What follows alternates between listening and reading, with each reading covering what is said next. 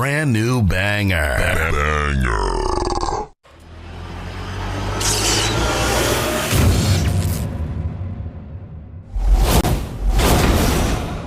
What is your hatred for John Cena? Yo, when Hulk Hogan takes a rock bottom better than you, there's a problem.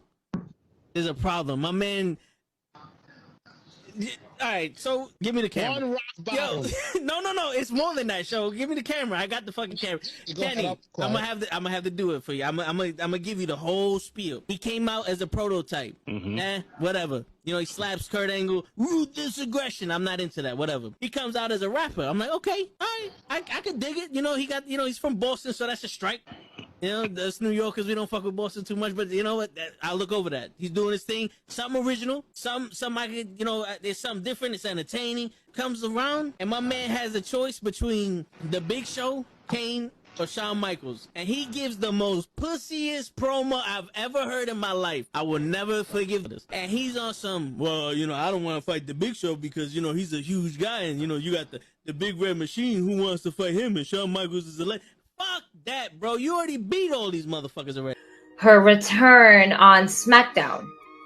Okay. So I definitely read some rumors about that. Because for whatever reason, and I don't know Cody's you turn around and go back, and people are gonna be, you destroyed thrones, and you go back? We have been doing this shit for ages, and he still doesn't know how to take it right. Trust me. That's it. I got you. Oh, man, shit. Collapse with the kick. That's what I'm saying. That's the way he didn't collapse during the sun. It was the kick. He's not even in his fucking chair when he gets in this fucking thing. He's not even in his fucking chair. Yeah, but he thinks, oh! There he goes. Both matches without the wrestlers were in the table. And on that note, everyone, it's your friendly neighborhood. I stay loose, I stay hype. I stay loose, I stay hype. I stay loose, I stay hype. I could do this all night, cause I do what I like. Yeah, I do what I like. Yeah, I do what I like. Sipping goose, sip is right. And I go with the flow. Yeah, I go with the flow. Yeah, I go with the flow. Cause I know I'm the show. In the zone, here I go. In the zone, here I go. In the zone, here I go. Yeah, they know I'm a pro.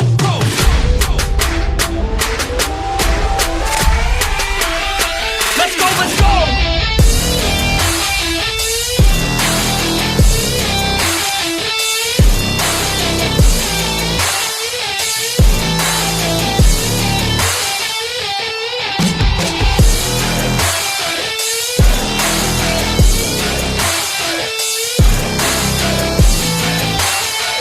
Yeah! Let's go! Here I go, I get lit, I get hyped for this shit! Right.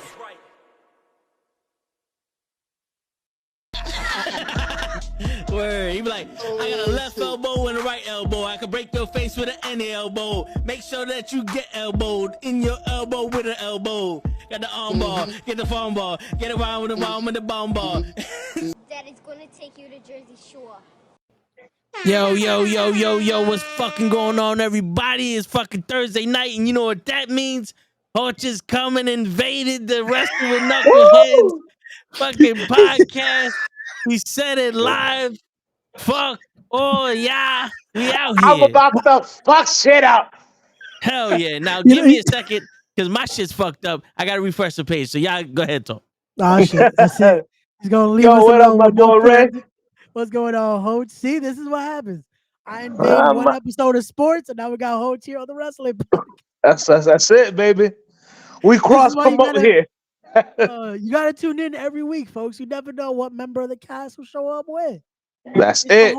It's the whole family here, so we all we multi-talented. We can speak on anything. That's it. There you go. But somehow, no matter what episode, show will still not be here. That's right. Damn it, you beat me to it. That's just a fucking fact. All I gotta say is I guess I gotta get more pictures of me taken because I gotta be in that promo, man. I was looking at the promo and I'm like, yo, it's hot fire. I need to be in it. Yo, facts, we're supposed to redo that a while ago because I've almost been on here a year and I'm still not in it. Listen, man, damn, what? Baseball has been very good to Chico, but not good to me. We'll get there. We'll get there. Tonight is we talk about wrestling. You're gonna invade the Toe in the Show too now? I might just do that. Shit, it's the wrong show, Hutch. I might just do that. I might just invade it and name it the Toe Show and Hutch Show. Oh shit!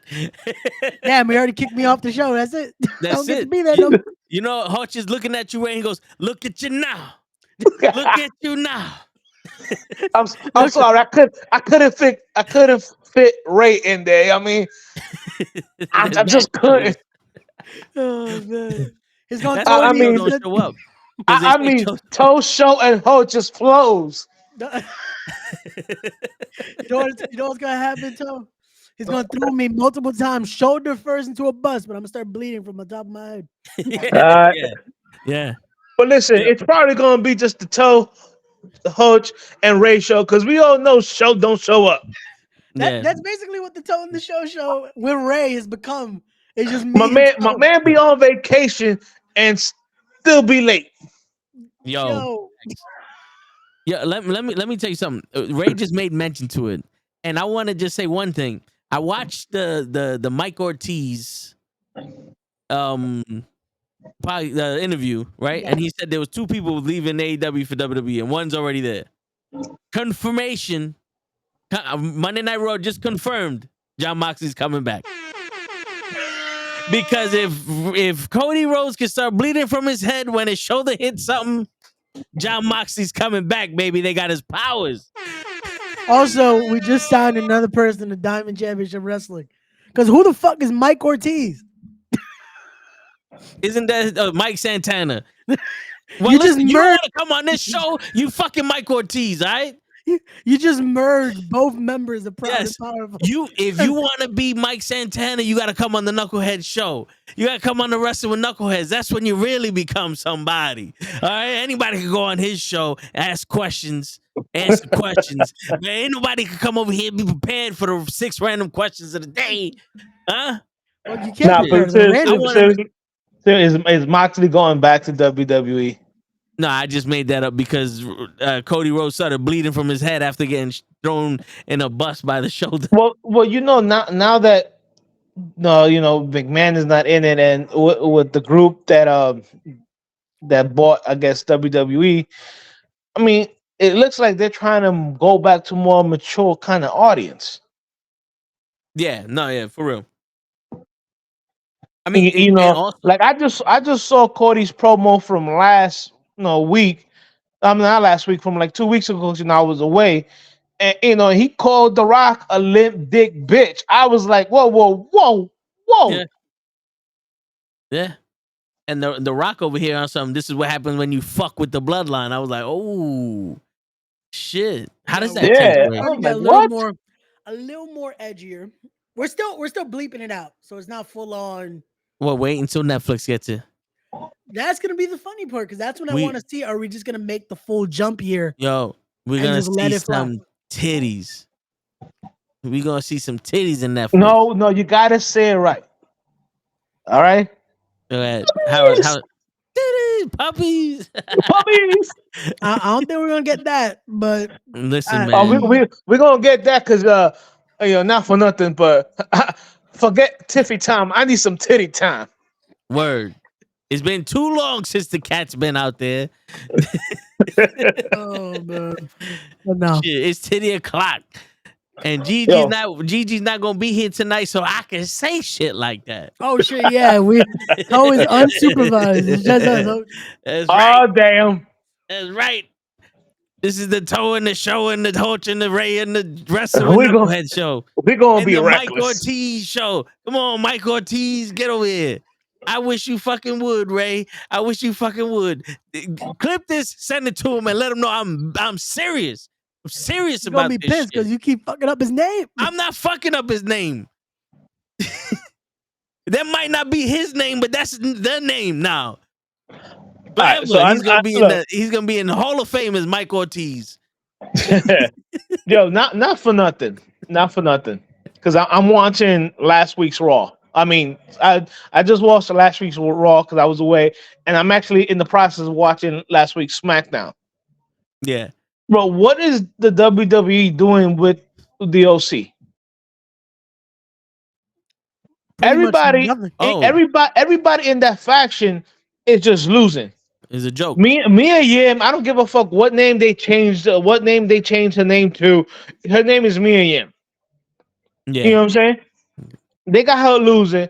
Now, granted, they're trying to bring up Tiffany Stratton, which I don't think she needs any bringing up because goddamn. But she, I Ray mean, knows what she's talking about. My Got man, that right. I was just scrolling Facebook. Yes, because again, for those who don't know, my grandmother passed away, so I got a lot of family members who are not on IG. They still do Facebook. So I'm scrolling down and I see a page called Dirty Deeds of Wrestling or whatever, and all I see is motherfuckers talking about Tiffany Stratton's, dick sucking lips, and I was like, all right, now I can't unsee this shit. I mean, shit. It be like that. I'm just like, yeah, she do. Damn, it got me all fucked up in the gay, hitting the head. Now I'm like, for a white girl, she got them thick lips. But back to some wrestling. Word. I mean, shit. Lips are in wrestling. They got her. Is a lip lock? Yeah. Ooh, yeah, baby. But they got her. Right there. They got Mia Yim losing to Tiffany Stratton. Then they got the OC losing to these two clowns and fuck. I mean, Austin Theory was great in the Indies. I don't like this guy, Grayson Wall or whatever. But they got the OC losing to these guys. I mean, the OC at one time was top of the world. New Japan, Impact, WWE, and now they're jobbing to these fucking clowns. Yeah, bro. We've been saying that they and then they wonder why then fans wonder why they put AJ Styles away from them.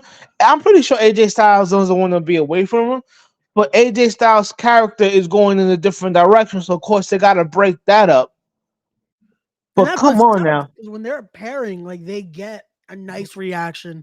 The fans actually believe, okay, cool, this is the Carl Anderson and Luke Gallows, sorry, that we know, and we're just gonna separate them. Bro, they brought in the OC to help AJ with Judgment Day. Then they brought Mia Yim in to neutralize Rhea Ripley. Like, come on, man, like you brought this faction back together. Yep. And now they're basically losers. Yeah, no. And then you wonder why players, whatever you want to call them, independent contractors or shit like that, want to leave WWE. Yeah, that's why Will Ospreay and Okada and all those people ain't coming. Because it don't matter who's running it, because you still see the fuckery. See, my thing is this: when it comes to that, is it that it's still there, or is it now Triple H having to work with basically the deck is missing some cards, to say the least. Like they ruined the hand completely. Like when they should have folded, they just said, "Hit me, hit me." Not for nothing. Not for nothing. I truly believe that McMahon fucked shit up so bad that it's going to be hard for Triple H to fix it. They fucked up. Finn Balor was the truth in NXT. Oh yeah, hell yeah. Nakamura was the truth in NXT. Hell yeah. You know what I'm saying? Even Sami Zayn was the truth in NXT. Kevin Owens was the truth in NXT. All when Triple H ran NXT. They were all like, I remember a point where they wanted to bring the Undisputed Era up, and Adam Cole was like, no, I don't want to be called up because we're gonna get lost in the shuffle. Like, look at what happened to the group with Eric Young, Sanity or whatever it was called. You know what I'm saying? Yeah, They Sanity. Yeah, it was right. Sanity, They ran fucking NXT for a hot minute.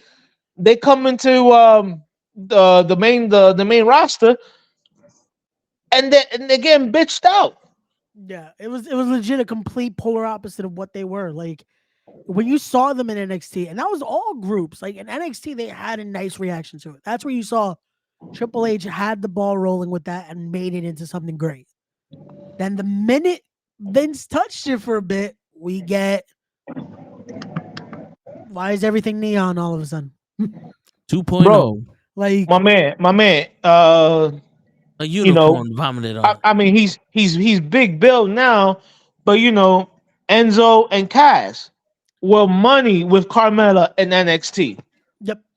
Coming to the main roster, automatically Vince is like, "No, I gotta break them up because let's cut the crap." Vince loves big brolic dudes. Oh yeah, he thought, oh cool, I got another one to play around with, and then Not he not realized, not knowing that Cass was horrible on the mic and Enzo was the mouthpiece. yeah, like, and it sucked because they both. Well, Enzo lasted a little longer around. It was helping the cruiserweight division that they just let die, unfortunately. Well, And they let that because he had that false accusation. No, it died because of him. well, yeah, and that was the worst part. That I was like, he built it up, the shit happened, it died. Yo, not for nothing. That cruiserweight division was built up with Neville and Austin Aries. And then they gave that shit to him just so he could talk because he And wasn't that was- wrestling nobody. Everybody he wrestled, he had no business being in the ring with him. Nope. Because Had think no, about he had that no division, athleticism. man. Hold on. When I it just came gotta to- say when it one came thing. to wrestling them, he had no athleticism. I just gotta say one thing. Goddamn Naomi and that entrance. Woo, child. Word. My man Oos, whichever Oos he's married to, you a lucky motherfucker. Jimmy Uso. Yeah. Uso. Yo, real quick, Ray, how is that drink? Which drink? The poppy one that you're drinking. This one's really good. This one's the strawberry lemon one. It's not bad. Is that the only one you tried? No, I have this one. What's There's, that flavor seltzer? It's technically still a soda, but it has nothing of a soda. The sugar's down. Yeah. There's no caffeine in this. It's a probiotic soda type shit. So it helps. Okay. No, I've tried this one. I've tried the orange. I've tried their lemon, their plain lemon version. Their cherry limeade. They're pretty good. They're pretty good. Do they taste like soda? Kinda. The reason I say no is because you can tell there's not a crazy amount of sugar in there. But it's not. To me, it's not missing it. If that makes sense. Is it more like a diet soda or is it like a seltzer? No, it's more like a diet soda. Like it doesn't have that like. It doesn't taste like, oh, this has a flavoring. It tastes like, oh, this is a carbonated beverage. So it wasn't made for men, is what you're saying. Nah, I wanted to try it. I actually bought 2 of those and then left them in the refrigerator for months, and I was like, you know what? They're probably done. No, definitely try it out. It's good. It's definitely, again, if you're trying to kick having actual sodas, it's a good alternative. Yeah, because I mean, that's my thing is, I mean, I've tried to kick Pepsi. I can do it for like a week or two, but then I get that urge. No. No, I hear you. Well, it's just me. Like once in a while, I turn on like, damn, these fucking water packets that I put in the flavored water shits, they ain't got no sugar in it. And then the diet sodas I'm drinking is just one of those like, all right, this ain't doing it for me no more. You know what I'm saying? You know what though? I used to like Crystal Light because it said like sugar free, and then somebody goes, "No, there's sugar," and then I'm like, "Motherfuckers, bro." Yeah. Well, because there's a different kind of sugar in there, so that's why you got to check. Like with these, it has, I think. Hold on, it's at where is it? It's like a sweetener, but it's a healthier alternative than. So with this, there's 4 grams of actual sugar in here. See? But it also has apple cider in here. It as, has as opposed as opposed to the 28 grams that a usual can has. yeah. So it's a lot of stuff. Yeah, It but- also has a lot of stuff to help with digestion, all that stuff. That soda is just clogging your shit instead of this. See, Right. but that's So 4 what you grams got of that sugar a out? drink. You got that at Amazon, Target. Target has them. Target has the multi packs. It has the bigger packs for it, or you can buy individual flavors if you like a certain flavor. All right. Yeah. Well, It is on I the got a pricier I got a stuff, though, I'll Target say that. I got a Target trip planned this weekend anyway. So I will say it's a little bit on the pricier side than a normal soda, but again, you gotta equate it, I guess. And Toad's just looking at me like I'm talking a lot of bullshit. well, his shit freezing. I can see his shit froze. Yo, facts. It's like every other second is like Oh, my shit is freezing like that. no, yeah, it's freezing. Yeah, yeah, I see it on the- Yeah. For like about 5 seconds, you had your like head up in the sky, like if you had your nose turned up. No, yeah, like I if you, left. like, I like was if in you that was a blue position. blood. Like if you was a blue blood. Yeah, I was in that position like this for a while. It's just No, I yeah, just but need you to- could tell it's you could tell it's frozen. You though. could Like, you could tell wasn't it was frozen, not you actually. Oh, but do I gotta refresh my shit again? you might want to just in case. They just Hey, trying to listen, kick me out my own show. Nah, I mean, man, we not Hoach trying and to Ray, kick you baby. out. We just Hoach trying and to Ray get on you. Thursdays. That's taking it. over. Bing, bing, bing. Hawch and Ray's Day. Oh shit! This is what happens now. We get to take over the show again. Yeah, buddy. But yeah, I mean, I'm watching. Like I said, I'm watching SmackDown, and I finally see Io Sky like wrestling. Like, yo, like they've pretty much just fucking buried the SmackDown Women's Championship. Yeah, Like all you hear is about Rhea and shit like that. Like you barely hear about Sky, and the storyline is a good storyline because you have them turning on Bailey, who created Damage Control. yep. See, the only issue I think they booked themselves in, which I understand why I think they were kind of betting on the fact of we're gonna be able to get Sasha back or whoever they could get for this. The odds are kind of not in Bailey's favor when it comes to this feud. Like the rumor mill is they threw around they're gonna do a 6-woman tag at Mania with Jade, Naomi, and someone else Bianca? against them. Oh yeah, I think it was Bianca. So them against Damage Control. But it's like okay, that handles for a minute. But when it comes to the actual match, are they on Bailey's side? Because they've been playing I don't know, you know. So Well, I just saw the pre-match thing where Bianca's like, I can't trust you because you was part of that whole bullshit or whatever. yeah, no, and that's what I'm saying. Like they're gonna tease that story, but I hope that's where it leads to, where it's like now it makes sense. Because if not, it's technically a 4-on-1 match at Mania. Like they're gonna have their involvement. Yeah. But here's the thing though, Ray. Yeah, what's up? If Bailey and Becky Lynch beat Io Shirai and Rhea Ripley. Alundra Blaze, then Wait. Damage Whoa. is banned. Where did Alundra Blaze come from? Oh wait, no. She's I taking see the what place he's of The doing. Rock. I Yeah. see what he's Yeah, doing. yeah, He's trying to make the women version of what the men are doing. At Yeah, Mania. yeah. So if Bailey and Becky Lynch win, then it's Damage Control's barred from WrestleMania. Got you. But if they lose, it's it's the damage control rules. Yeah. Hey, there we go. Yeah. I got you. You know what's sad is that we know that's gonna be fucking bloodline rules at Mania, and I don't know what the fuck that means. It means if Solo wants to sing, he can. Is he singing all the hits from Yeah. Moana? Is that Yes, what's happening? yes. 'Cause The Rock What already can I said you're say, welcome. but on the you're promo. welcome. Like the fuck. Yo, is happening? not for nothing. Not for nothing. Like they can't let the bloodline shit like rock. Like I just have a feeling like they're gonna at least try to fucking swerve us, like I wouldn't be surprised if all of a sudden The Rock turns on Roman. What's up with the shades? Oh no, I just got new shades today, so I wanted to wear Yeah. them sometime during the podcast. And, It's perfect. We're talking when, about when hold on, you don't know when where is that?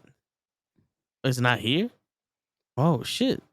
It's on the other one. When Ray puts on the glasses, it's real. I don't have the ticker for that. Oh no, yeah, that's usually for the toe in the show. So we have that ticker. But yeah, it's this is where apparently I'm Hollywood Ray. So we're talking about Hollywood Rock. So we're gonna have the glasses on. And since he's shining so bright, I gotta put my glasses on. There you go. Coach is just like, I'm lost, man. What the fuck is happening? I mean, I'm not on camera, but I think I'm about to put on my shades too. You should. Just put them on, man. Just join the club. Just join the club. I mean, we talking Hollywood, right? That's it. That's all we doing here. You got you got the Hollywood theme and everything. So, like, truthfully, I wouldn't be surprised if The Rock turns on Roman. Yeah, I could see that. I could see You know what I'm saying? Like if it happens, I'm gonna be like, I kind of figure that.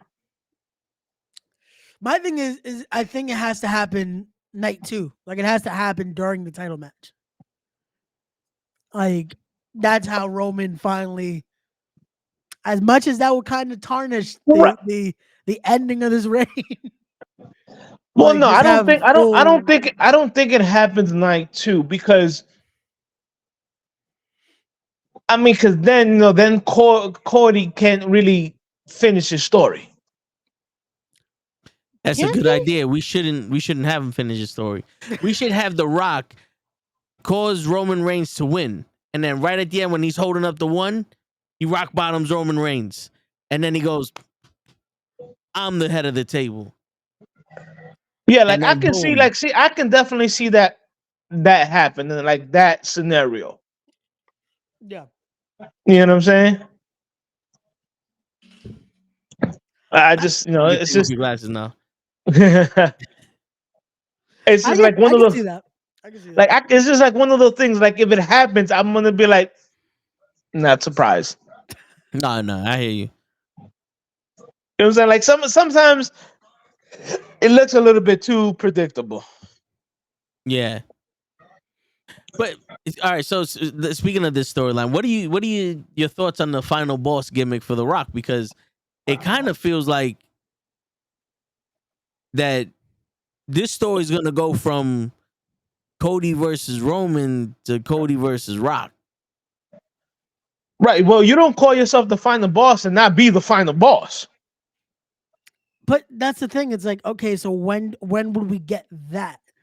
Do we have to wait all the way till SummerSlam? Because I don't see The Rock staying around any longer after Mania. I mean, let's cut the crap. It's not like any of The Rock's movies have been good or any Touche, but I don't think you're seriously gonna tell me that the Tooth Fairy wasn't a blockbuster hit. Tooth Fairy was 20 years ago. I'm talking about recently. Fast and the Furious 19 wasn't a blockbuster hit, Hutch. Yeah, we're already at 25. He wasn't in 19. He was at Hobbs and Shaw. All right. 12. All right. We're just gonna connect all those at different parts of the movie. Yeah. But no, again, it's one of those where we know he is gonna take his break though, because Hollywood is still paying. As much as the movies might not all be Hollywood blockbusters, they're still paying him that blockbuster money. Like, but I hear you. But what is this saying for Roman though? Is it one of those like it's a personal beef between The Rock versus Cody, and it just so happens to be around WrestleMania? Or is this like Roman's got his henchmen, like his biggest bag going after Cody because he got no problem? Or is it The Rock is the real threat? If they play it smart, Rock should be the biggest threat. Like, oh, thought he's the final boss. You thought Roman was the issue. No. We've allowed Roman to be the head of the table. But the real head of the table. Chief. No, what was it that they called them? Because they didn't say ancestors. What was it that they called Alpha and The elders. Well, The elders. The elders. The elders, yeah. Yeah, the elders have allowed him to be the tribal chief, but I'm the one you have to worry about. That type of gimmick, then boom, it works. But something tells me that's not how they're gonna play this off. Because not for nothing, The Rock is looking like he is that dude that when the son is running things and the son got that badass motherfucker, but the son can't handle the guy that the hero, and then the father comes in and says, "All right, let me get my guy on this." Yep. Like The Rock is the father's my guy. Mm-hmm. Like he is the elders guys. Like, yo, no one fucks with us, but if they do, Rock, break their leg. Remember, you don't work for Roman. You work for us. Mm-hmm. That type of shit. No, not for nothing. Like I said, I'm watching the SmackDown right now, and I can definitely see Nick Aldis making a Damage Control versus Naomi and Bianca with a mystery partner, and that mystery partner being Jade. Which I get it. But then again, I kind of like my idea of having Jade versus Rhea over Dominic better than let's just throw the other black girl we got with the two black women to go up against the Asians. Because at this point, that's the only way I could justify Jade teaming up with two people she ain't never met.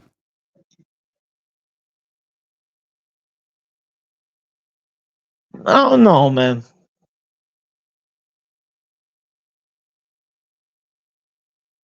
I don't know. You might be right. But she's officially signed with SmackDown. But I'm just saying, like this is where the fantasy booking goes awry. You know what I'm saying? Because you're like, yo, oh shit, Jade teaming up with Naomi and Bianca Belair will be dope. But where is the reasoning for this? Because as far as we know, they don't know each other. And as far as we know, they potentially have more of a match that they could do because of Rumble. I don't see Jay going, I'll team up with you because you did the same shit I did in the Rumble. Well, you played off right now as the only problem is they really have Jay doesn't have an issue with them, technically. With Damage Control. Because I was about to say you can use the enemy of my enemy as my friend. But that technically, I guess, only works with Bianca and Naomi. Because they've had their issues with Damage Control. Yeah. But with Jade, I guess it's a respect thing, I guess, at this point. I don't know. They have to find out some way to make that make sense. I mean, they can easily make it a Jay teaming up with the team and then say, I just wanted to team up with you guys, but Bianca, me and you have, a meeting in the future to see who's the real, powerhouse of the women's division or something like that. You know what I'm saying? They could use that like, hey, you owe me a favor now type shit. Right. So could use that. Could use that to at least get this to happen now. But she, this is the way I can see it happening. Because remember, when is hold on, before don't mean to cut you. When is Mania happening? Next weekend, next Saturday and Sunday. All right. Tomorrow's Friday. Tomorrow's supposed to be Jay Cargill's I guess first appearance on SmackDown. Yep. You know what I'm saying? Let's say that Damage Control comes out because they feel upstaged. I was thinking more of she's in the back talking and they either insult her or they accidentally bump into her and she spills some shit on her and or some shit where it's like they fucked with the wrong person. Not like they intentionally went after her, but like it just so happens that you made a mistake with this one. I think they should do something like have it be because they didn't say she's technically wrestling tomorrow either, so it could just be her taking an appearance. But like I said, my whole thing is it'd be better if like they come out and Sky says, I feel offended because you haven't even done anything, and they're making you seem like the end all be all of the women's division. Yeah, and that's something they would do because remember, Damage Control at one point was supposed Right, to and almost then be like they can attack her, and then you have Naomi and Bianca come out, and within a week, boom, you set up the the 3-on-3 tag match. Yep.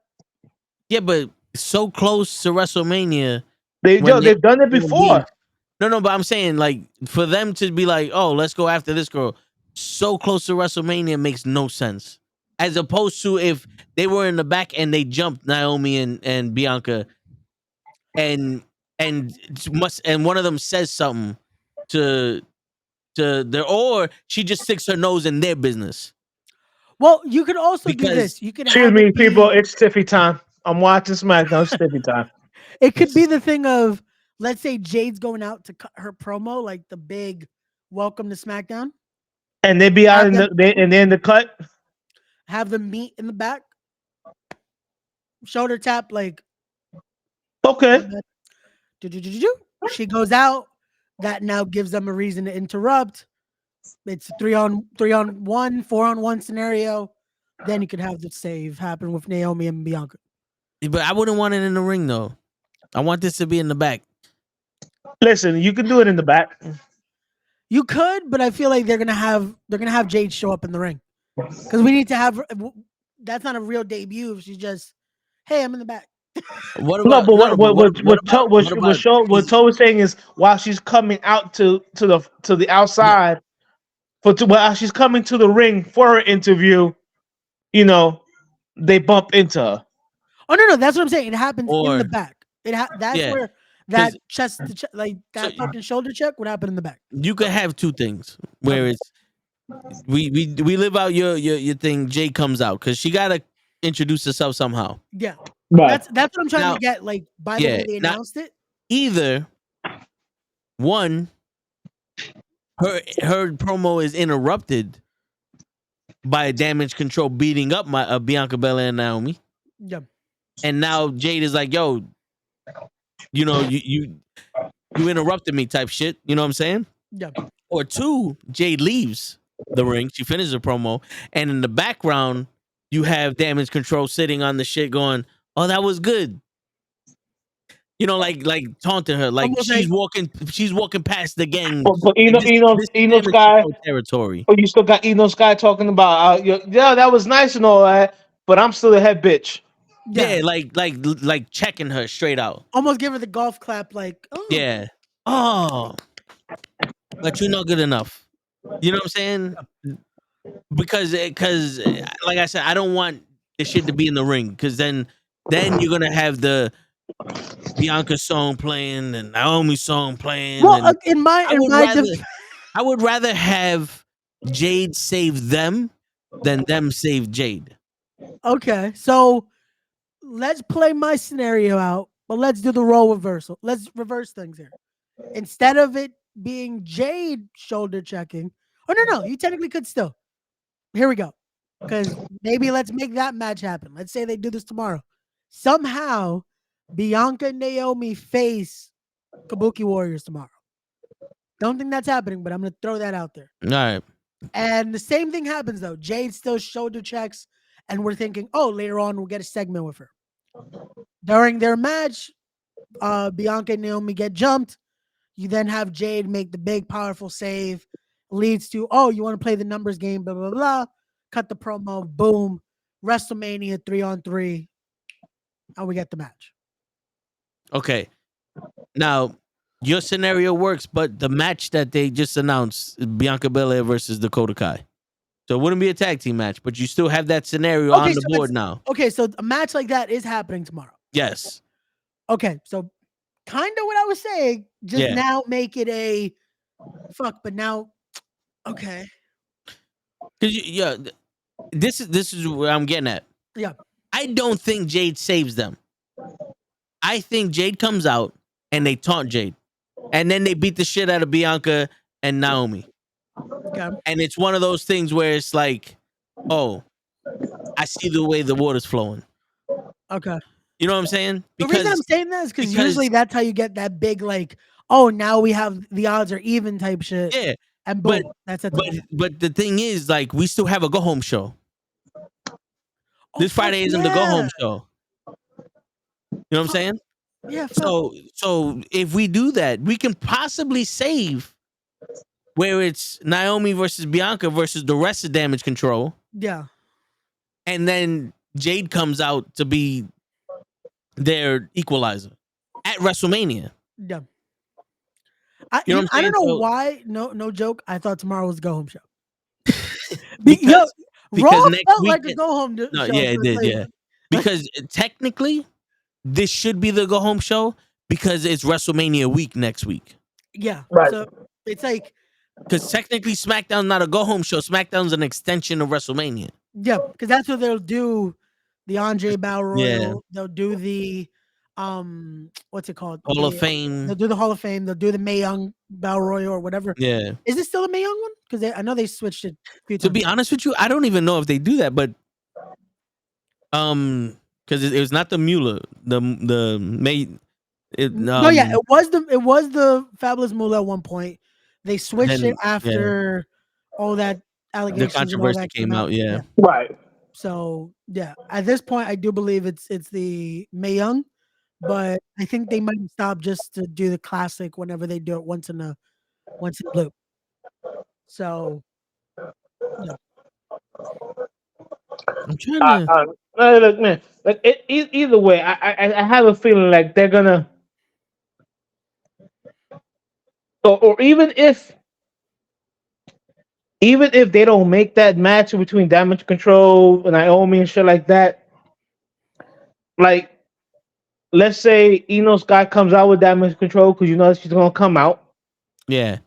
You know, Bailey come out, and as Bailey's coming out, you have Naomi come out, but you have Bianca come out with Naomi, but like not like be 100% like yeah. Like you can see like Naomi and Bianca maybe like going back and forth, like you know we got to do this and shit like that, and Bianca might still be a little. They shouldn't be a cohesive unit either. Like Toe said, they have no actual alliance here. Like it shouldn't be now we're best friends type shit. Yeah. Right. So because that's you know usually what I'm saying. But listen, it might not even be Jade Cargill. You know, they might come. I mean, she hasn't wrestled in like 2 years, but shit, they might just throw Tamina out there. Yeah, you never know. At that point, again, it's crazy things have happened. Didn't Tamina retire? She did, but it's WrestleMania. You never know what. Yeah, ain't nobody meaner than Tamina. You know what I'm saying? I don't know. Like to me is you don't bring Jade Cargill out this close to WrestleMania if you're not gonna have her do something at Mania. Like to me, she has to be involved some way, somehow in Mania. Because especially this week, this Saturday is her, introduction to SmackDown. Yep. And what's the easiest way to get heat with somebody is to be introduced as the next big thing. And I'm telling you, the easiest way is to have her introduced, have her do an interview inside the ring, and then Damage Control coming out and interrupting her. You know what I'm saying? Maybe not Naomi and Bianca saving her from Damage Control, but at least Damage Control coming out and their mouthpiece Dakota Kai, going back and forth with Jay. You know what I'm saying? And then them walking away and talking about, yo, you better watch your back or some shit like that. You know what I'm saying? Like it don't have to be physical, but I feel like if you want to throw Jay into any storyline this late, that right there is probably the best way to get her into Mania. Yeah, and it's also a good way because this has been the thing because we knew she was going to get put in Mania somehow. And this is a good way where she doesn't have to be showcased the whole time, where you can have those moments of like, okay, cool. Now we get to see her in there. Right. She doesn't get exposed because, remember, the reason she's hasn't been on TV is because WWE is showing her how WWE does their matches, which I think is a load of fucking crap. Yeah, it's the thing is it is a different style of wrestling. But Their style is here's the thing though. yeah. Jade was learning from the best independent wrestlers in AEW, and she was keeping up with the best ones. Yep. But the WWE is teaching her how to wrestle on TV. Yep. There's a difference in Well, styles. she was and learning wrestling how on to. TV. She was learning how to wrestle in AEW. Now she's learning sports entertainment, which is two different things. Bingo. But it's only gonna help her get better because I believe that the WWE machine behind you makes you look 10 times better. Because remember, for a moment when Miro went to AEW, people were like, "Wait a minute, what happened to the Rusev? What happened to the dude that we knew in WWE? You ain't the same." And then he found his momentum back with Miro and the God shit. But it sometimes leaving WWE exposes you. It does when again that's all you know. Like if you know that system, then it's like, how are you as a wrestler? Because that's what it shows. Like, are you good at wrestling or are you just good at sports entertainment? So it's like you have to now transition. Because again, a lot of times it's a big difference. The style is different because you look at the presentation, all that. It's not focused on a lot of the fundamentals with a lot of this. Where you look at more independent wrestling, or you look at even AEW's presentation. This is why they say the AEW style is very different because that's why they call it the car crash. It's like, no, it's more based off, it's a clash of styles because a lot of these guys have only done independents or bigger indies. They haven't been showcased the TV style yet, which is a whole different monster. Like, Yeah. I mean, but it could work. But speaking of Miro, so him and Lana are done. And I yes. heard the rumors that Lana wants trains run on her or something like that. Like she's the new age. Like she's she the new wanted- age Sunny. Yeah, she wanted Ray, Wait, what? and she wanted to be number 147. But Ray is like, I don't know. Get your finger fixed first. Just so everyone knows, Toe is just making jokes here. Again, unfortunately, the rumor mill has been that she was, I guess, a little more cordial with Damian Priest. But people are gonna always spread rumors because they want to say gossip. So she wanted Ray. She did not want me because she. I mean, I saw pictures of her with Damian Priest, but I don't know if they were doctored or not because it is the internet. I can't believe shit. She went to confessions. She found the priest. She was on her knees, spilling her sins, saying her old fathers. Shit, it's funny how y'all do this shit and I'm the only one on camera. Sorry though. Yep. Ray does that shit on purpose. So Ray does that shit on purpose. He gets shy and then he turns off his camera. See. See, senor. See. But yeah, apparently they broke up and Rusev went back to Bulgaria or something like that. But I don't think they officially signed the divorce papers. Yeah, they're just mutually separated at this point. But I guess at this point it's there though. Madness, I say. No, The Rock spanked Cody Crybaby. Yes, he did. He whooped that ass. Here you go, Ray. I'll let you read that one. But you already read it. Zakahara Khan. Oh, the name. Zakaria Khan? I hope I said your name correctly. My apologies. Shit, it sounds like you need to check your bag, sir. Wow. Zakaria Khan. I don't know. Jesus. Yo, there's an airport there. It's a carry-on. Oh, okay. See, good, kind of like. No, what you thought I was calling him a terrorist? Yes. Yeah, y'all racist.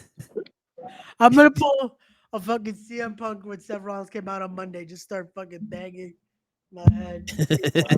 Yo, bro, the minute Seth Rollins song comes out, I'm like, shit, man. I could go take a shit, come back, and he'll still be talking. Yo, like truthfully, like I mean, like, I don't know what happened to Rollins, bro. Like, I was cool with him when he was in the Shield or whatever, and even when he broke off from the Shield, he was in the Authority. But now the it's just the outfits. And I'm like, yo, dude, really? He You overcomplicated. got those big ass red boots. Then you wear that fucking the garbage bag, whatever this shit was wearing like 2 weeks ago, whatever. You know, He over, like he overcomplicated it. and like right now I'm watching like the Street Profits versus ALD or whatever, and like the shit the Street Profits got on. I'm like, yo, like, dude. I mean, you guys supposed to be the Street Profits. Just I don't know, dress more hood. I'm sorry. I'm sorry. Yeah. He jumped the border. Jesus. No, but I understand what you're saying, Hutch. It doesn't seem like they're the Street Profits anymore. Well, and that's the thing. They were supposed to change the name, but then the rumored name was just like, just keep the Street Profits. Don't like. It's yeah. It's a thing where I like that they were starting to become more businessy because of trying to get closer to the Bobby gimmick. The problem is this isn't a new Hurt business. This isn't something just like they need to find what their image was going to be. And they kind of got lost in the shuffle when now we're just going to toss you into this feud with Karrion Kross and the AOP that we kind of just blew the load already because it's going to be a Mania match. And we just said, fuck it, here's a free SmackDown. First off, no one watches SmackDown, so they can do a Mania match because no one saw the other one. Second off, they put them in the land where toys go to die. I will forever say this. SmackDown is the land for wrestlers to die. Karrion Kross was fired for 9 months, but he was still getting paid by the WWE, apparently. I haven't, like, he's the only person I've ever seen that is not with the company but on TV every fucking week. Like, what the fuck's going on here? Bobby Lashley in the Hurt Business was big on Raw. Why? Because of MVP and because they had an opposition on the other show.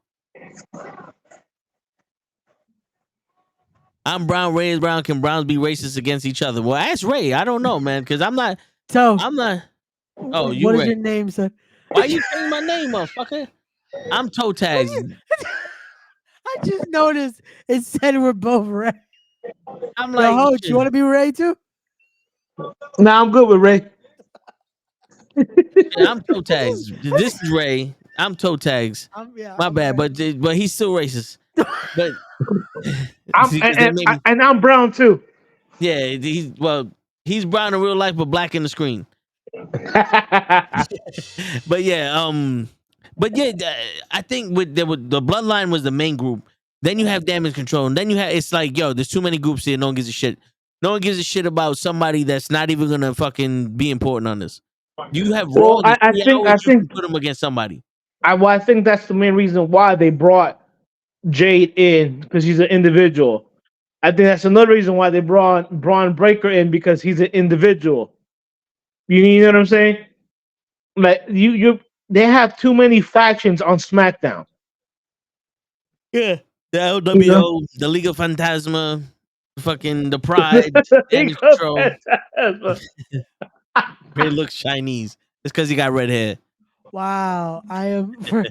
To be clear, I am Puerto Rican and Ecuadorian. Yes, he eats Chinese food though. I do on occasion. Well, why'd you say it's mad Spanish though? I do. Just to clarify that I am Spanish. You should have just said. You should have just said. See. Ray said to clarify. I am por Antonio Banderas and Baboni. What he should have said is, my name is Antino Montoya. You killed my father. Prepare to die. Prepare to die. Hello. And I'm Tony Montana. Hello to my little friend. Oh, man. You look more Arab. I'm gonna ban your ass, all right? Because I just shaved my fucking beard. That was a good one. That was a good one. That was a good comeback. Welcome to the chat, Zakari. Shit. Again, apologies if we're butchering your name. We do not do this. On you gonna have to put one of those. For next week's sports show, I'll put a picture up. I might not be live, but I'll put a picture up. There you All right. go. There you go. But yeah, they really need to. They need to do something because how do you save Bobby Lashley and the Street Profits? It didn't happen with B-Fab. I think that was supposed to help out with this feud, but it then turned into, well, we're not doing that anymore. And I mean, truthfully, look, at one point you had the OC. You know what I'm saying? That's a faction. Damage Control, a faction. The Bloodline, a faction. You know, what's the? Is it called the Hurt Businesses, or is it what is it? What's Bobby Lashley's shit called now? It's supposed to be the Pride, but they didn't give it an official name. But that's a faction. Is David Ruffin The featuring Judgment, the Final Judgment's a faction. You know, it's like, yo, you got too many factions on one show. I think he's saying the Final Testament. So that's the actual name of the group. But he was close. Whatever. Close enough. Because I was about to say, yo, are you talking about the Judgment Day? No. He's talking about the team that ALP, Karrion Kross, Ibar and Jogar and Karrion Kross. Listen, man. To me, it's Karrion Kross and AOP or whatever it's called, and then you got Azar and Tokar. Scarlet. Woo, Bordeaux. Goddamn. I said we signed another wrestler to Diamond Championship Wrestling. Karrion Kross is now part of Diamond. Wait, what was the name of the group? Hoach just said the final judgment and Karrion Kross have now joined by Diamond Wrestling. Whatever, bro. Hoach came on the show tonight to announce that he has signed new talent to our roster. And Hoach, just so you know, these are the names because of shows like to butcher a lot of people's names. So we created a whole wrestling league featuring new additions of just the random names we've given wrestlers. So there's got to be about like I said, I'm just getting back into watching wrestling because Vince McMahon took a lot out of me from watching wrestling. Like I really began to hate the WWE product. I'm not even gonna fucking lie. Like I would watch the AEW product. I would watch TNA / Impact over the WWE product because it was literally, oh, we have a feud. 2 weeks later, it's over. Like, dude, where is the build-up? Where is the fucking storyline? That's kind of like me with David Ruffin and the Temptations and the Final Judgment. Because for me, it was like they're trying to figure out a way to have David Ruffin and the Temptations fucking make an impact, and then all of a sudden now they're feuding with another team that just showed up. You know what I'm saying? Because to me that don't make no sense because there's no heat on David Ruffin and the Temptations. That's their new name. They're not the Pride. They're David Ruffins and the Temptations. and then it's like, okay, cool. This is why I say SmackDown is a house show and no one watches SmackDown because apparently they can just do whatever the fuck they want. And I don't watch people that just throw shit on TV. Sorry. That's why I stopped watching AEW because every time I fucking turned it on, Orange Cassidy's walking out ready to wrestle some random motherfucker. Nah, I'm good. I'm mad that he's now wrong though. It's usually say what's happening this week? Oh, Orange Cassidy's on. Cool. But yeah, no diss to Orange Cassidy, but it's like, okay, can we get now that he doesn't have the title, he's not on TV every week. No, he was still on. He was still on last night. Yeah. Yo, there's a video of him doing the fucking swerve when I drive and I swerve when I drive. That bullshit. Right.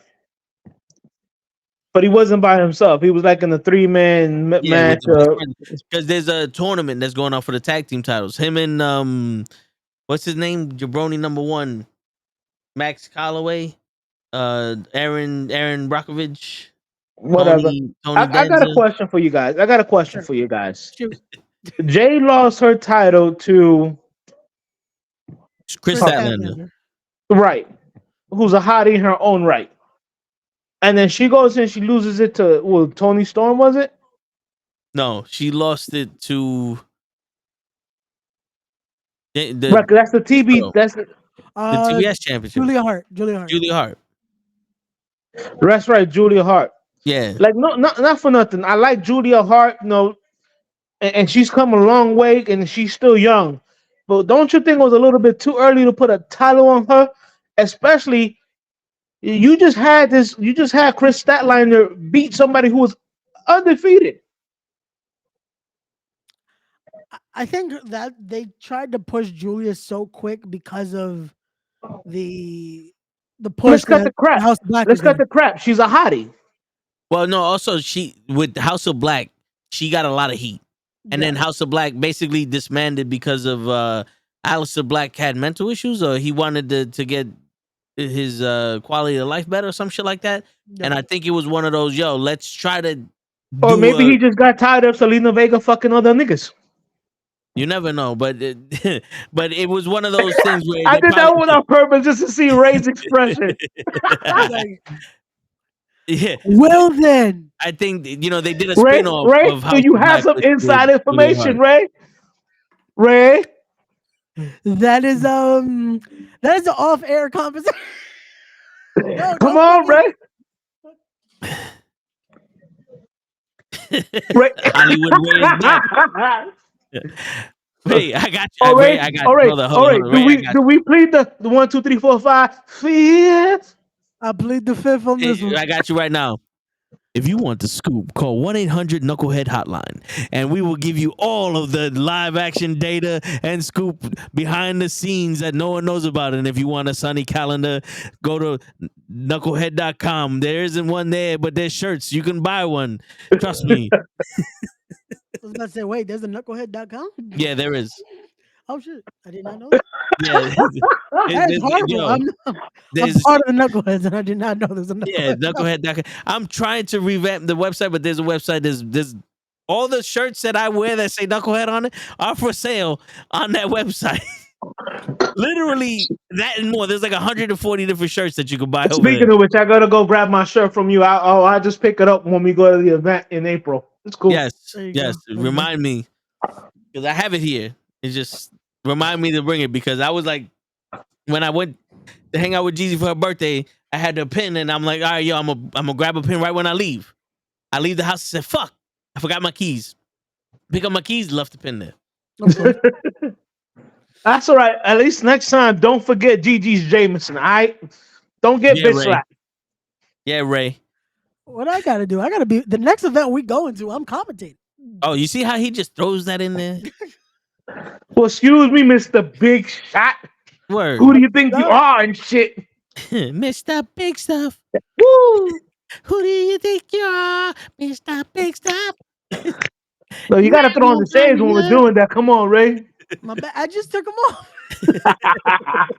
I mean, you Hollywood now. You commentating.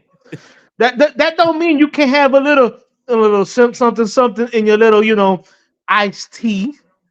Word. Little sip, little taste. I can still have a little drinky.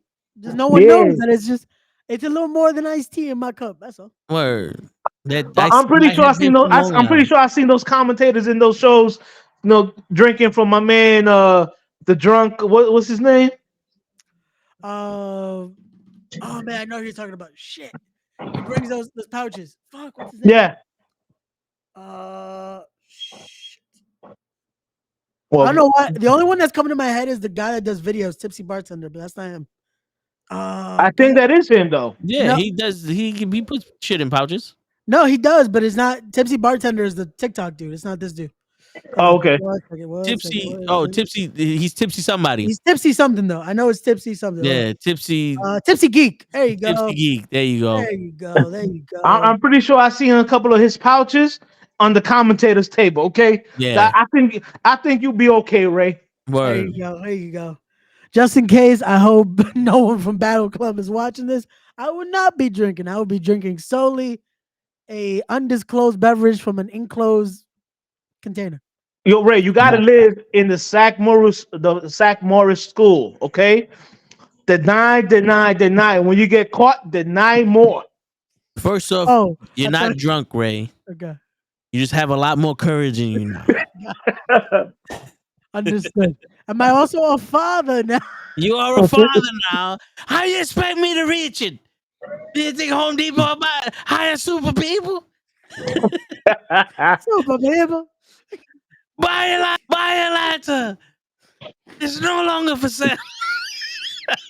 Yeah, I gotta send you that. I don't know if you saw the video, but I gotta send you that shit that had me dying. But, Send it to me. Yeah, back to the topic at hand. How do we go and make David Ruffin and the Temptations popping after WrestleMania? Who? The Pride. I did not fucking just say that the new name of this group is David Ruffin and the Temptations. Did I just say that? To tell you the truth, Ray? First of all, those in-ring offense gotta go. You don't like the gold circus gear? Nah, I mean, look, Montel Ford looked cool in it, but your man Dawkins with the one long sleeve and no. And first of all, if he's supposed to be the muscle, dude, get in the gym, please. I'm not even trying to be disrespectful. Like, you're supposed to be the muscle of the group, and you're getting tossed around by the AOP. Yeah, the Authors of Pain. Right. Like, I mean, now granted, those two are some big dudes, but like, dude, you have to get in the gym. Like, you look. I'm sorry, Dawkins I know his last name. I forget his first name. You know, you're looking a little bit out of shape there. Is it Anthony Dawkins? Yeah, Anthony Dawkins. I mean, I just saw his match right now, and I'm like, yo, dude, you're looking a little bit soft there. Yeah, but he always had that little. He always had that, but Angelo Dawkins. Right. I don't know why. But when they first came out, not for nothing, when they first came out, he looked like he had more muscle mass than he has now. You know what I'm saying? When they first came out as the Street Profits, he looked he looked a little thicker than he looks now. Yeah. Yeah, but I think that was by design because he lost weight. Right after the pandemic, he got in better shape because he was almost doing a singles run because Montez Ford was injured. He got into a little bit better shape, and then I guess now it's just one of those. Like, oh, bro, he looks soft. He looks soft. I get you, bro. But this is the thing, though. How is he gonna? Well, you want him to do push-ups in the catering? Do what you have to get. There's a sandwich. There is a sandwich there. Bro, I'm sorry. You're literally in the same faction as Bobby Lashley. Yeah. You know what I'm saying? And not for nothing, Montez Ford is ripped. You know what I'm saying? Why you're supposed to be the power of the group, and you're looking a little on the soft side. A little on the soft side. You know, he looking a little bit soft. Okay, you know how to spell it, all right? You know how to spell it, all right? We can spell it out for you, like Enzo, but we're gonna let you figure it out for you. We're gonna let you figure it out. All right, but to tell you the truth, the way you fix that group is, and I'm sorry to say this, you got to break them up.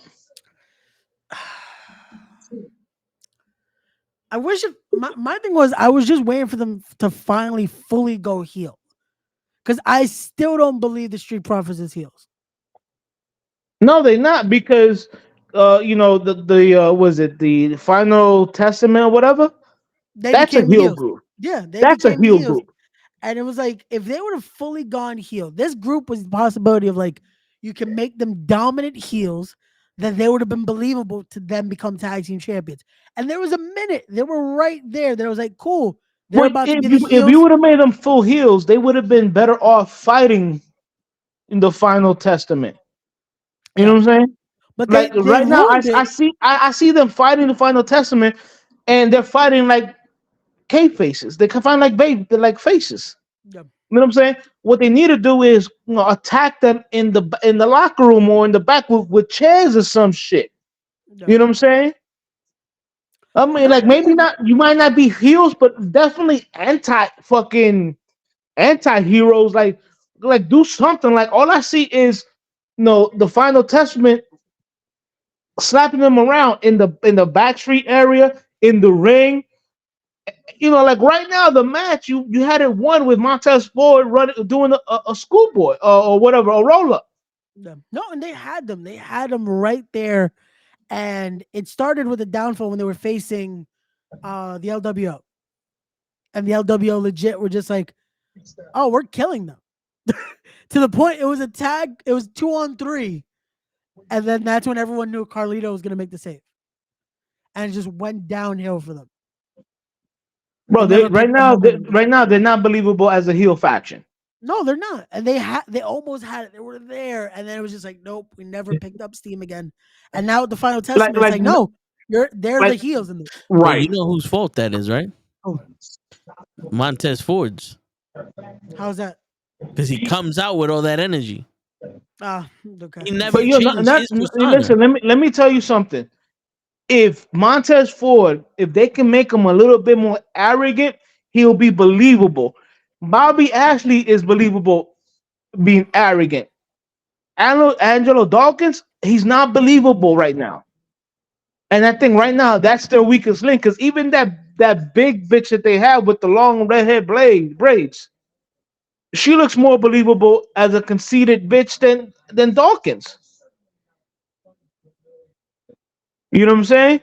Yeah. I mean, like, look, again, this is just me just watching for the last month and a half, and I'm like, dude, he's not believable as a heel right now. Yeah. You know what I'm saying? But he could be if Montez Ford didn't still come out trying to get the crowd hype. You know what I'm saying? They came out, they did a little dance. If they come out to different music and they just walk around like fuck y'all, it would be a different story. Because right now, except for the Street Profits, they looking like fucking JTG and Shaq Gaspar. But with circus clothes on. Well, listen, here's the thing. Like Ray said, they try to make them a heel faction. Yeah. And then they reversed. So there was a time where I saw a couple of them when they were coming out, and they were both looking like conceited assholes. Like, yo, don't touch me, this and that. And Montez Ford, they had him tone it down. They had him be more conceited. But now it's like, oh, we don't know what we're going to do with you guys. We don't know if you're baby faces or heel. So just do what you want to do. If you want to hype up the crowd, hype up the crowd. And I think this is where they're losing a lot of the crowd. Yeah. No, they are, because it's like, wait, so what are we supposed to do? Are we supposed to boo you? Are we cheering for you? We don't like those guys because they're doing heel shit. So now what? And it's like, it's that mix. Like even Bobby, when he came out for the Chamber, it was like, okay, so we're gonna cheer for you, right? Yeah. Because the Final Testament is a bigger heel group than they are. Yeah. Because of Montez Ford and the LWO, because they started feuding with the LWO, and then the LWO kind of moved away from them because they wanted to break them up and have them do their own little shit. So again, you couldn't build up the Street Profits as heels. You couldn't make them a dominant faction, and then you come up with another heel team that came out of nowhere, and now there's a feud, and we're literally sitting here going, "What happened, Papa?" No, legit. It's like, I'm gonna go watch Raw, because at least they spend at least 3 hours telling me what's happening. Yeah, takes them a little bit, but at least I think we know what direction we're going in. Yeah. I'll tell you the truth. I think SmackDown, or Drew McIntyre comes out, I could go to the bathroom on Raw. I don't know what's Like happening on SmackDown. I'm gonna tell you the truth. I believe that for so long, SmackDown has leaned on the Bloodline that they don't know what they're doing if the Bloodline is not in the picture. You know what I'm saying? Yeah. Like the Bloodline has been the best story going on for about 2+ years, maybe 3. Yeah. You know what I'm saying? Yeah. And SmackDown's like, yo, if we don't have the Bloodline, we ain't got shit. So it's like they don't know how to promote the players. Let's call them the players that they have, which I think is why Triple H made that change to put in Nick Aldis as the SmackDown GM. You know what I'm saying? Yeah. Like I was telling my nephew here, I was like, yo, you know who that is, right? He's like, no. I was like, yo, think about it. He was in TNA. And he's like, oh shit, I remember him now. And I'm like, yeah. Like he was a former wrestler. I don't know who this guy Adam Pearce is or whatever his name is. I don't. I That's really don't. Shawn Michaels. What happened? That was Shawn Michaels' stunt double. When Shawn Michaels lost his He's smile. a former NWA champion, but yeah, he's their GM now. Really? Adam Pearce was a former wrestler? Yeah, he was a former NWA champion. He wrestled for ROH for a bit. He was actually really good. Like Adam Pearce was a great wrestler, but not many people knew about him as much. But he was actually a good worker. Okay. So, look, a little knowledge. I was like, I don't know this guy from Dick. That's the So funny thing because it's like both of their GMs are guys that never got to wrestle in WWE like that, but are now their GMs. right, but the thing is, I don't know who the fuck Adam Pearce is from a hole in the wall. I know Nick Aldis. Yeah. You know what I'm saying?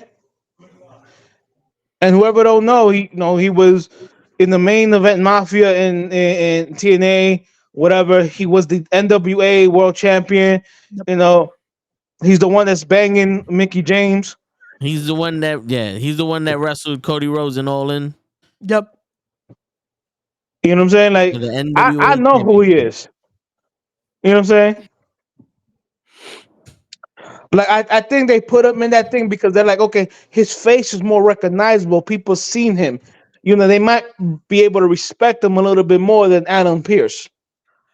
And probably so. Like that is the thing that's like, at least the fans know who these guys are.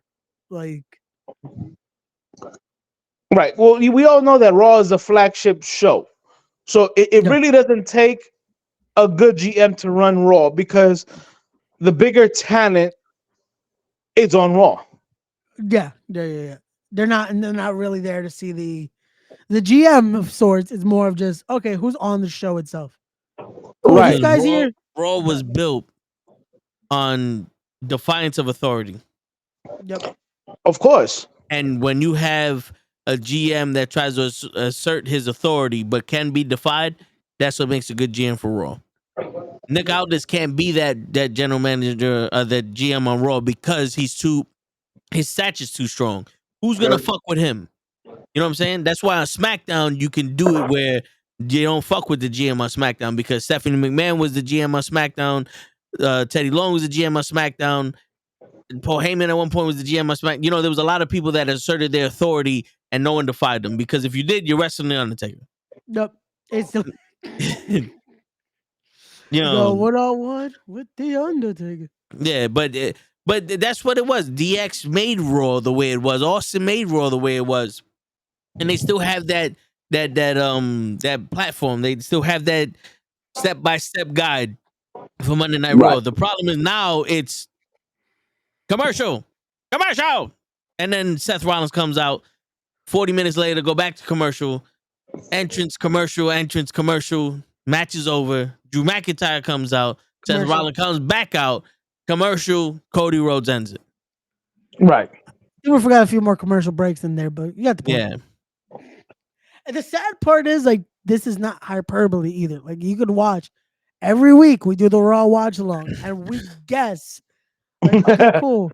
No, you can't say guess without using the apostrophe fingers, Ray. Because we guess we're about to see another commercial break, and guess what? It got so bad. We knew when it was coming. There was no guessing. My man gets thrown out of the ring. The camera zooms in on him. All right, we'll be back. We go on a commercial. No, we now have to find more. This is what Raw Watch Long has become. It's like shit. This is the time that we just talk about other shit. Yeah. Half the time it's fucking commercial breaks. So it's like, okay, cool. So tell what you want to talk about right now. Like it's more commercial than actual wrestling now, and that's sad. Yeah. It's like it's 3 hours now. When it comes to Netflix, are they going to bring it down to 2? Because now they have to have an actual just lengthy wrestling product. Yeah. No. Well, I would keep it 3 because you know what? Fuck that. Because in all honesty, Netflix should give them the leeway that they've been looking for. And if you have a 3-hour show on Netflix, you can break it down to 3 different categories. Now you can have a woman's 1 hour fucking segment. You can have the Intercontinental Division segment. You can have the World Title segment. You can do that now because you have advertisers and all the other sponsors and all that other stuff, but there ain't no commercials on Netflix. You don't have to appease to nobody. And the more edgier you make it, the more people want to watch it, the more ratings Netflix get, the more buys they get, the more leeway they get. I'm telling you, that's why we see this more transition to more mature, and product. So now, Ray, you was on the sports show yesterday, but majority of the time it's Hotch versus Krills, old school versus new school. Yes.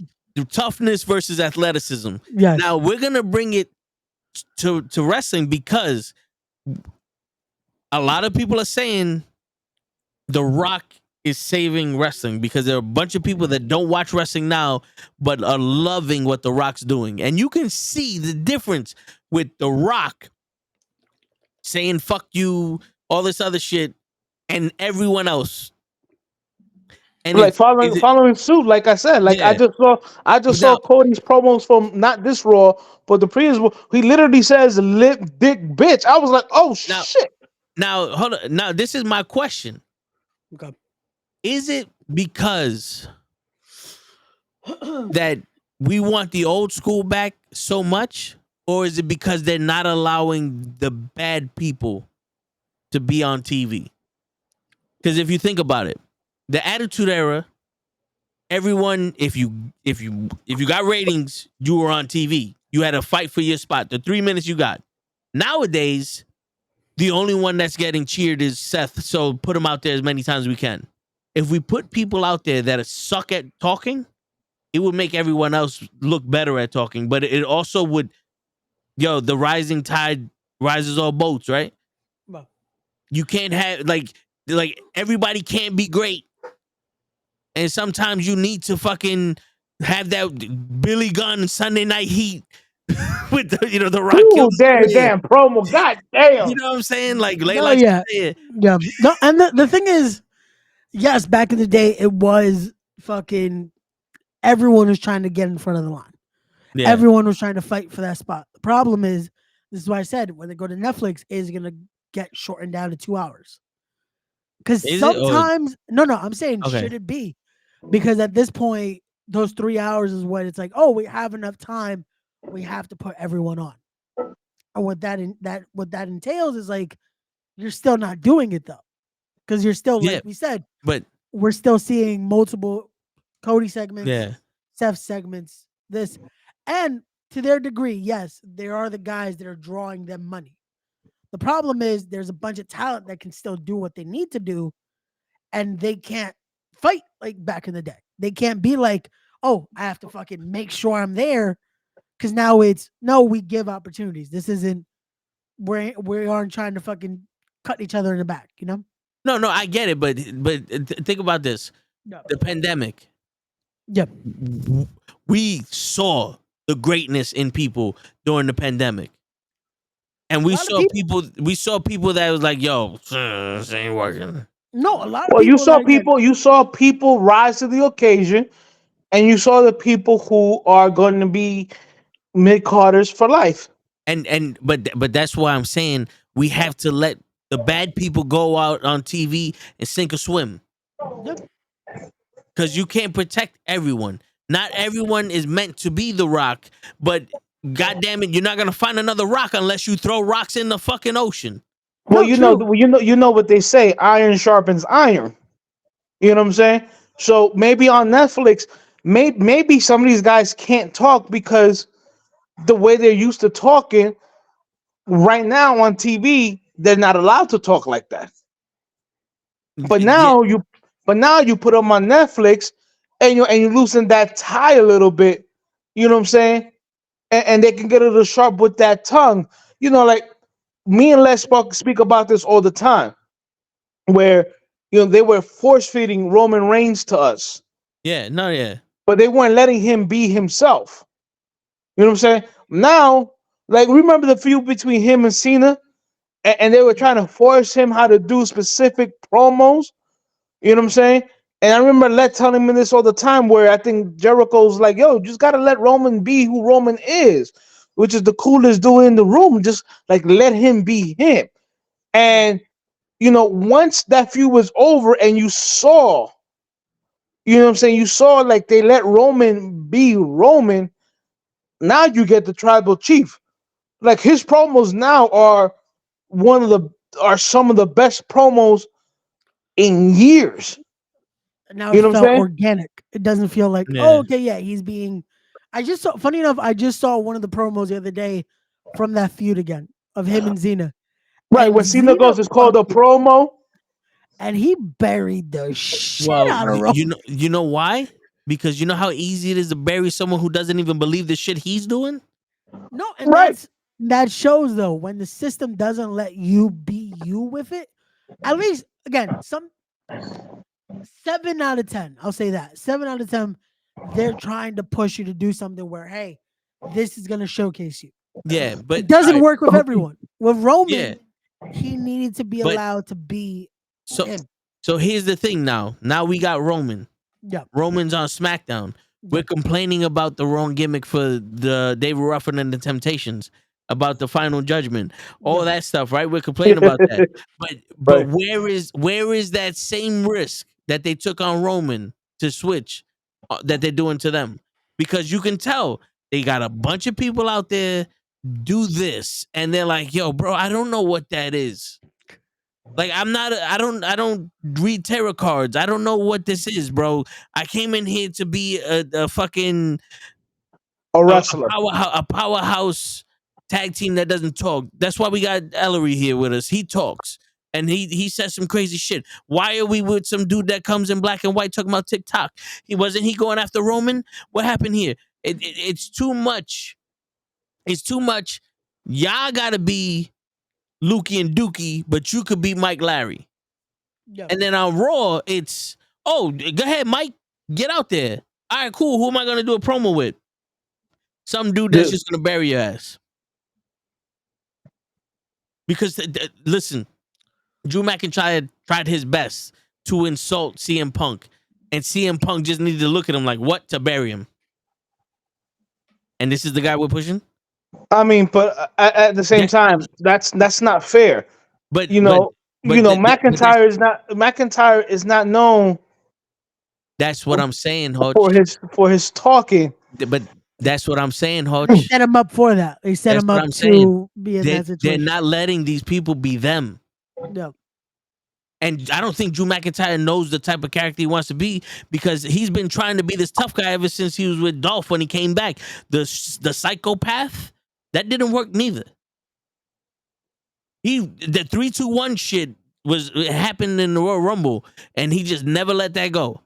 Yeah. You tell me what Drew McIntyre is supposed to be. I liked what they were doing now. I'm gonna be truthful. I have no fucking clue what they want him to be. And if I don't have a fucking clue what they want him to be, I'm pretty sure Drew McIntyre doesn't know what the fuck they want him to be. And that's what I'm saying. You know what I'm saying? Are you a good guy? Or you're a bad guy? To me, the gimmick I thought they were trying to make him do was when Brett was complaining about everything Yeah. to the point of they're treating me this way, and what about this, and what about that kind of good Oh, shit. when they Yeah, made but Brett a what? heel and they made him all about Look, Canada, they were Listen, trying to bro, make they Brett. were trying to make McIntyre all about Scotland or Yeah. whatever. Oh, not even that, but Brett just was the all about McIntyre in a yeah, sense. but Brett was the old man. Get off my lawn to the new degeneration. Yes. You know what I'm Yeah. saying? Well, That's what it was. That's what made Degeneration X work because they were juveniles, and he was the old man. Yo, get off my lawn type shit. So it worked. yeah. Drew is bitching about getting when I won the title, no one's in the arena. I'm sorry, bro. I don't give a shit if I win the title like fucking Connor's cure, like little Connor the Right. Crusher when he won the title from Triple H after the show. I don't give a shit if I win the title then. I still won the title.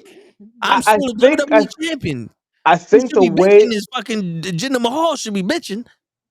I think the way they should have done McIntyre's character is like a little bit when he starts telling Rollins, it was like, yo, you're looking at shit, you're getting involved in shit you shouldn't be getting involved with. You know what I'm saying? Like you should be watching your back. Like I've seen him Claymore Cody Rhodes. I haven't seen him Claymore Seth Rollins. Because Seth Rollins is hurt. Yep. You know what I'm saying? But it's not even that. Like I haven't seen him like attack Seth Rollins. You know what I'm saying? And like we don't have to show an attack because let's cut the crap. Half the time when the guys get attacked in the back, it's set up. You know what I'm saying? Yeah, it's all for camera. Right. You can have Seth Rollins, laying on the ground. You know what I'm saying?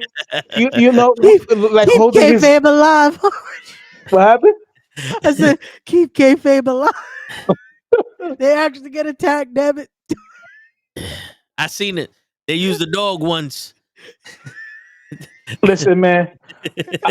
They use real glass. God damn it! I don't give a shit. Well, yeah. Let me tell you something. Darby Allin used real glass in that shit. Oh man, I don't. That could have been fucking sand, and he'd have came out with his back all fucked up, bro. Yo, nah, that right there was like, I can only imagine CM Punk's just like, yeah. But yo, listen. But like we can have it set up where they find fucking Rollins laid out and they take him to the hospital or some shit, and then they have Adam Pearce question Drew McIntyre like where his whereabouts were, or some stupid shit like that. But like I see McIntyre getting curb stomped by Seth Rollins, but I don't see the opposite. Like I get it, Seth Rollins is hurt, but if you're supposed to be this big bag heel, like show me some heel shit. Yo, I think Seth like right Rollins, now he's being more a crybaby. He's being more of a crybaby than Cody. Yeah, but I think Drew McIntyre's home is the silent assassin. He should say minimum words and straight out be on some. I'm here for that title. That's it. Yeah. You want to turn around and be like, yo, Seth, I'm gonna do you the favor, and I'm gonna let you know you got your nose stuck in the wrong business. You need to worry about me, because I'm not gonna take it easy on you. Yeah. Right, and then later in the night, you see Seth Rollins laid out, or someone else laid out from Drew, because they can't touch Seth because Seth got a broken back, a broken femur. He broke his ear. Like he's fucked up from wrestling the 4 times that he defended the world title, and he can't carry it no more. That's either or you have Drew picking apart Seth's teammates. Show him beating up Jay in the back. You know what I'm saying? Like Sami we see him, we seen him Claymore Cody Rhodes. You know what I'm saying?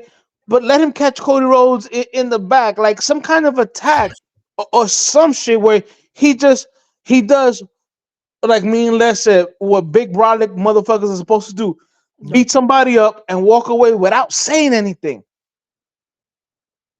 Yeah, because not for nothing, you have charisma or you don't. And sometimes the charisma that you have doesn't translate on TV that well. And his is not translating on TV that well. So silence is golden. Because how tough would you look? Samoa Joe is the toughest motherfucker out there, and all he says is, "I'm gonna kick your ass."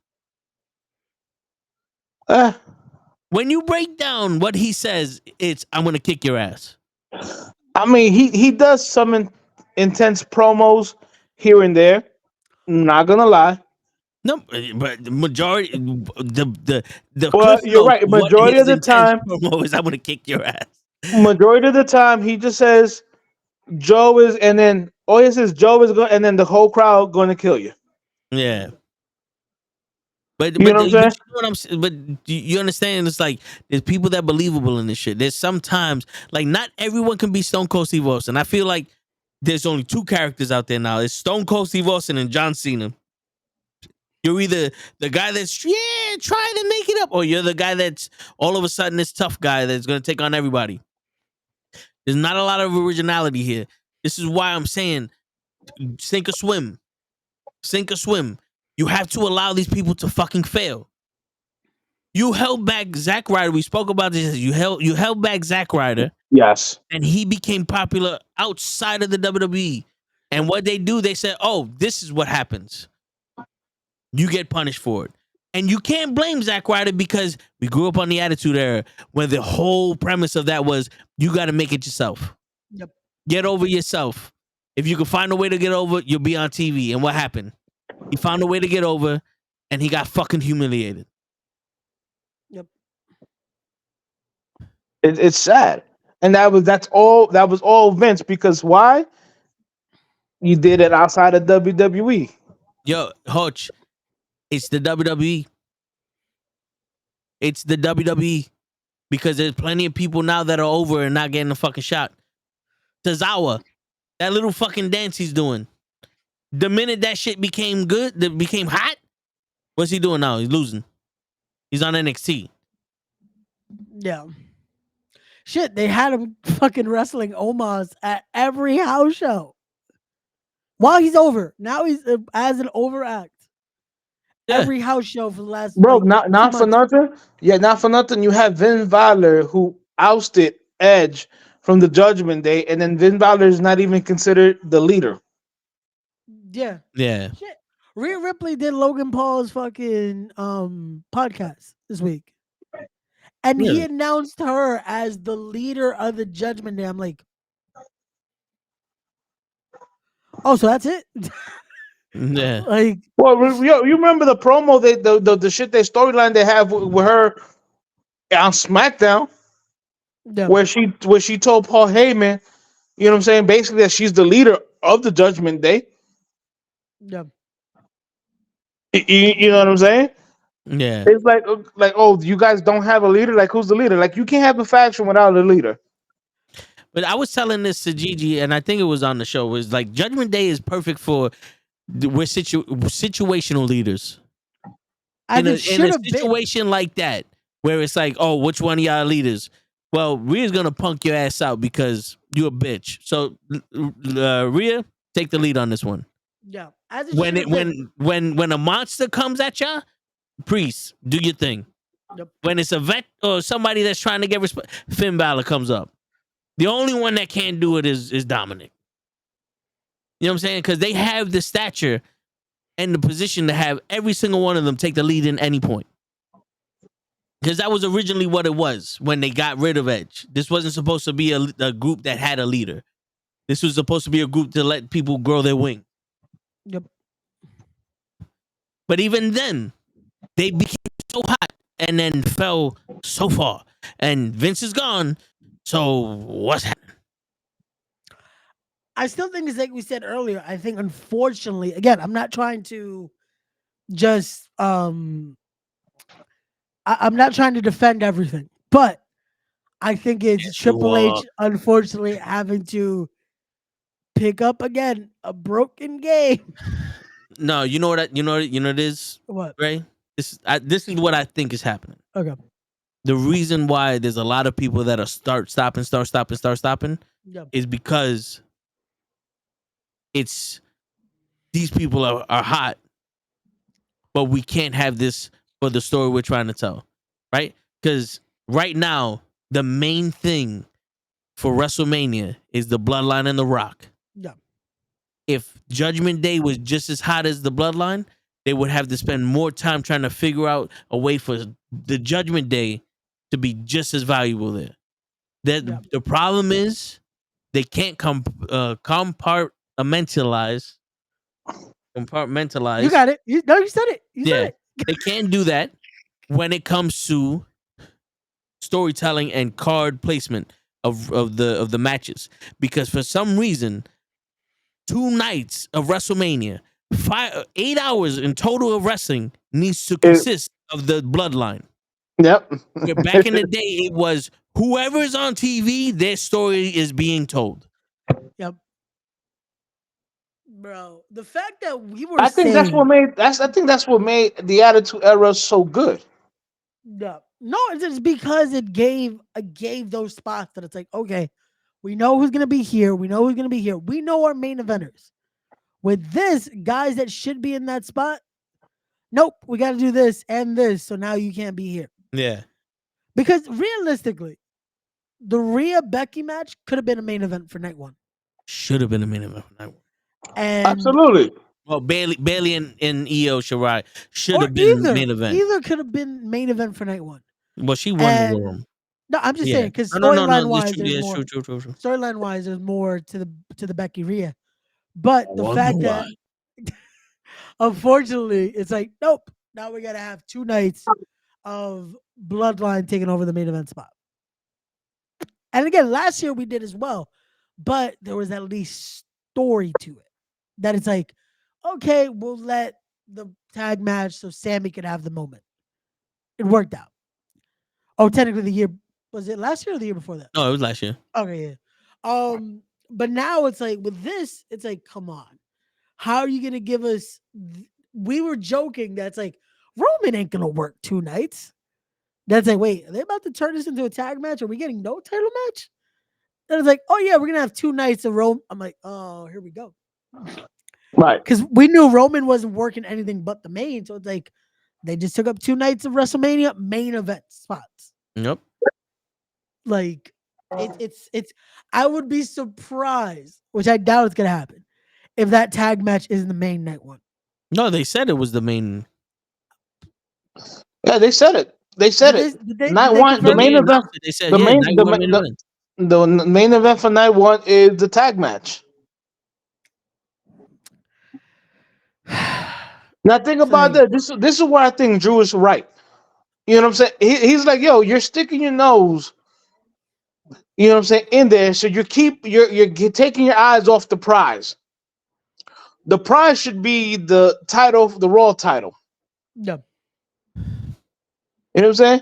Yeah. But you're too busy with this Bloodline bullshit. Like that ass. What happened with Sami Zayn and you know and Jey Uso? Like you got Kevin Owens on SmackDown, but he's completely removed of the whole Bloodline, you know, story. But at one time he was hot and heavy in it. Yeah. Yep. Well, now they got him wrestling Logan Paul. Yeah, he's in the triple threat for the U.S. title. Like, come on now. I'm telling you, there's no. They can't differentiate the main event and the rest of the show, because I remember back in the day when the Intercontinental title was just as important as the world title, but the Intercontinental title was not a main event, but that shit was, that's the match I want to see. Yeah. You sit there and you be like, I want to see the hardcore match with Crash Holly because he is a super heavyweight and he got an open challenge. I want to see who he wrestles. And that was to start the show. And then you had the tag team match, like, the New Age Outlaws versus LOD. Let's do this, baby. What's going on here? And then you had fucking Eddie Guerrero versus Rob Van Dam for the Intercontinental title. This is going to be dope. And then Kurt Angle versus Triple H for the world title. That was all the same show. Yep. Nowadays, it's Rock and Roman versus whoever, and then Roman versus whoever. So how many matches are there? That I know of 2. There were like you guys literally have split WrestleMania into 2 nights, and like most pay-per-views are now 2 night events. And again, it's not small cards. This isn't oh yeah, we split into 2 nights, so it's like you'll get somewhat a decent night one, night two, you get a few more. No. They These start are at 7. full cards both nights. They start an hour earlier. WrestleMania starts at 7 o'clock. God damn. With a 2-hour kickoff show. Give me 1 sec, because I feel like my page was going nuts. 1 sec. To me that's ridiculous, man. Whatever happened to having one pay-per-view for each show? I don't You know know what I'm what saying? happened with that. That's the whole reason about splitting the titles and not having a unified title is to have each show have its own pay-per-view. And then the big pay-per-views, Survivor Series, Royal Rumble, SummerSlam, having a combined show. Yeah. I feel like every pay-per-view now is a 2 night event. Yeah. But if you notice, all the pay-per-views, they Have the same mostly main Raw. event. They all have the same main event. Yeah. Yeah. Bloodline. Main event, Bloodline. Main event, Bloodline. Yeah. But it's mostly Raw. There's like 1 or 2 SmackDown matches and everything else is Raw. Basically. What's going on? Jinping? That's how you. Ray is the official pronunciator of the show. Yeah, it's another one. Not sure. Give me Yeah, 1 but sec, because now this is legit. My computer is going haywire right now. Give me 1 sec. did you update it? Give me 1 second. No, but yeah, that's the issue that's happening. You can see it with like, don't get me wrong, Mania is coming out to be big, but it's because of one person. Well, 2 people. Roman has been holding it down for almost 4 years now, but The Rock is bringing the old school back. You know, the old school viewers back with his edginess and all that other shit. It's like you like to say, Hutch, it got soft. And also, everyone now all of a sudden is just, you know how you do spots in matches and everybody's just spot wrestling? Everybody's just spot promoing. Everybody's just trying to do that one line that refers to something else, and then Everybody's trying to be a Stone Cold with the catchphrase. yeah, but I mean, it's not even that. It's like MJF. Most of his promos are him saying something about someone else, like trying to get heat for it. It's like, oh, you look like Triple H or something, like some shit like that. And it's like, okay, that bullshit insult doesn't carry weight around here. Like, say something more entertaining, because Paul Heyman compliments everyone that he promos against, and his promos are the most captivating. You know what I would have loved to see? I would have loved to see fucking Paul Heyman against Bobby the Brain Heenan. Just imagine, because Bobby was fucking phenomenal. Yeah, he You know what I'm was. saying? Like imagine Paul Heyman and Bobby the Brain Heenan having a war of words. Oh, bad. Those promos alone would have sold you any match. Yeah, Bobby the Brain Heenan. I don't know if you know this. He would have had the balls to turn around and say, I don't need to advocate for nobody. My man can speak for himself, but he don't have time to waste on you, so I'll do it. Yeah, because Perfect could cut promos, Yeah. but Perfect was the guy in the ring. He didn't need to cut the promo for Yeah. anything.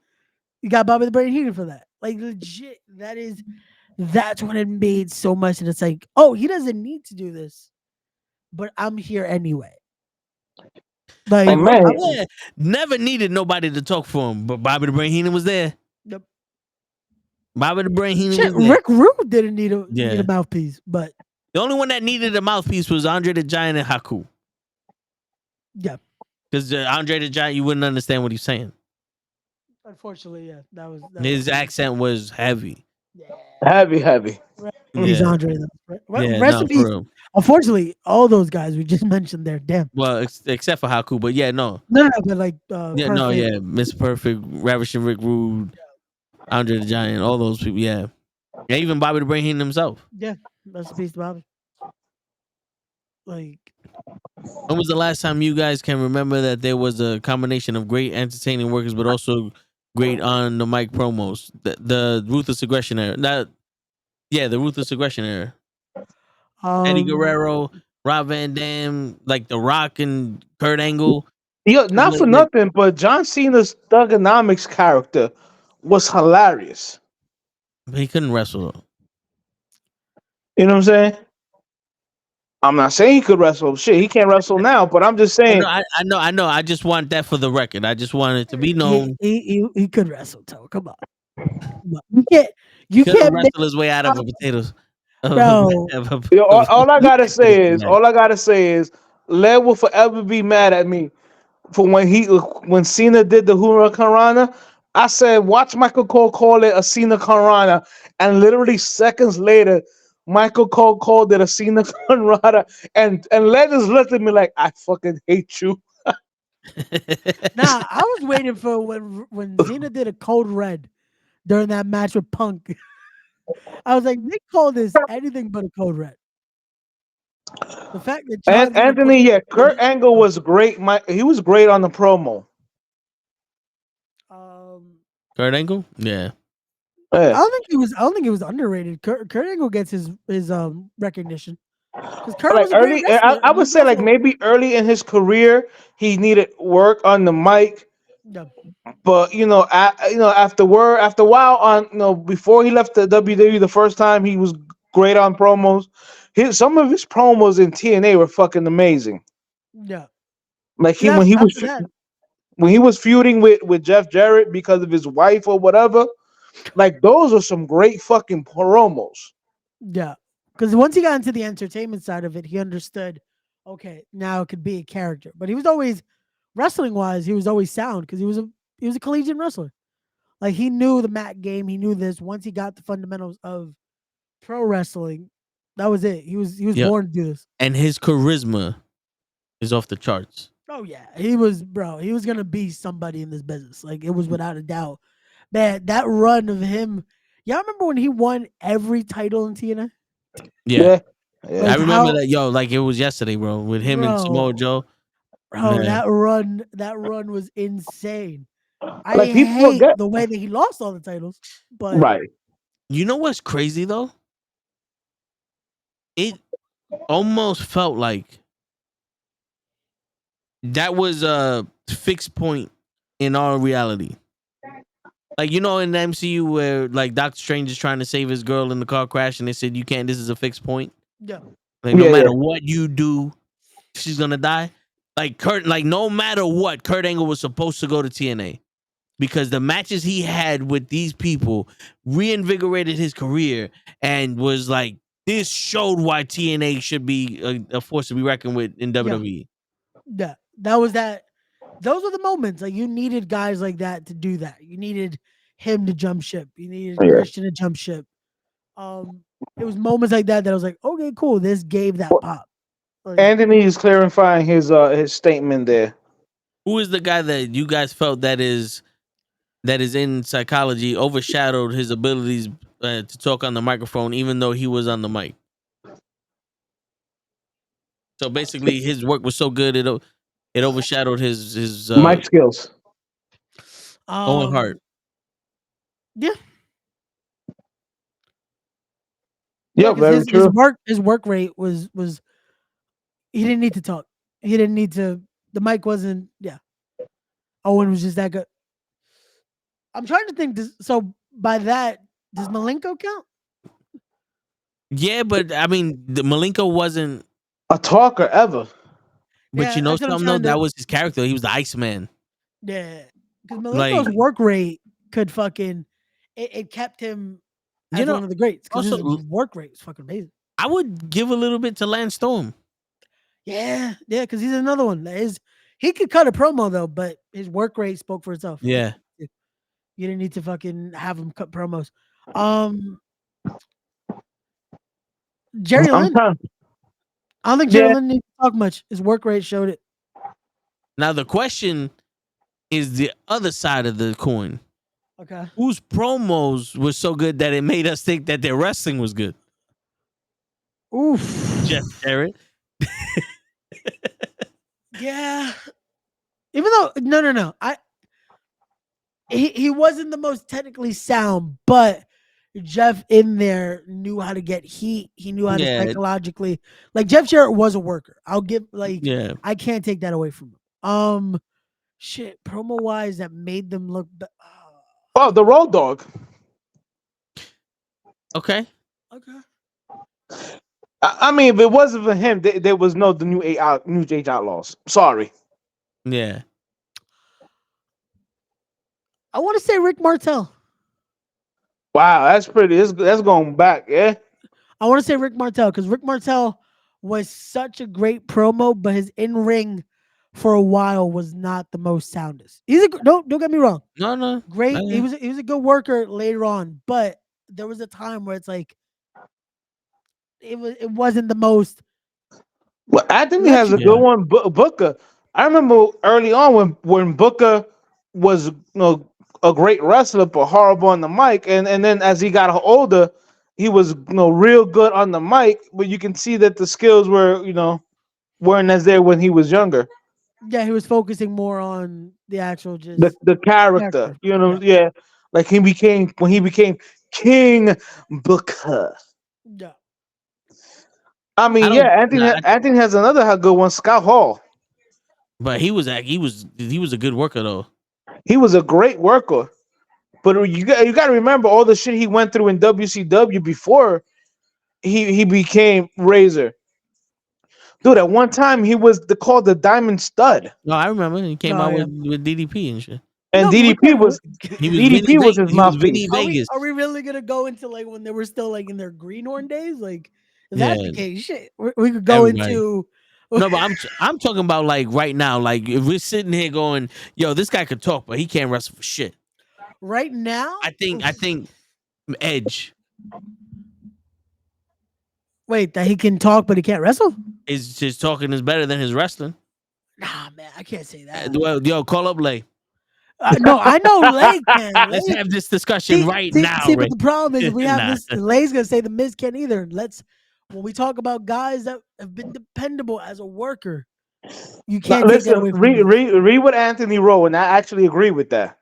I would say Scott Hall because I think his character work overshadowed how great he was inside the ring in terms of psychology, putting him as together. Oh, if you want to talk about that, then the one that fits the mold perfect is Goldust. Yeah. Dustin Rhodes at one point was one of the best in-ring workers, and then he became Goldust. And remember, he was called the Natural. His talent again. Yeah, and that's the thing. That's what's crazy because it's one of those where he can work amazingly. Still to this day. And to this day. The character just took over that. It's like, oh, he doesn't have to do much now. To this day. Like, well, you know what? In that aspect, a young Sting. Yeah.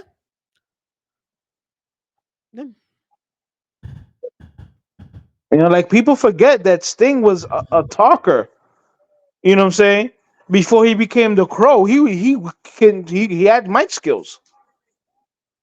Yeah. You know what I'm saying? But he was so good in the ring that people actually forget. Like this guy actually was coming out with it's showtime, folks. You know what I'm saying?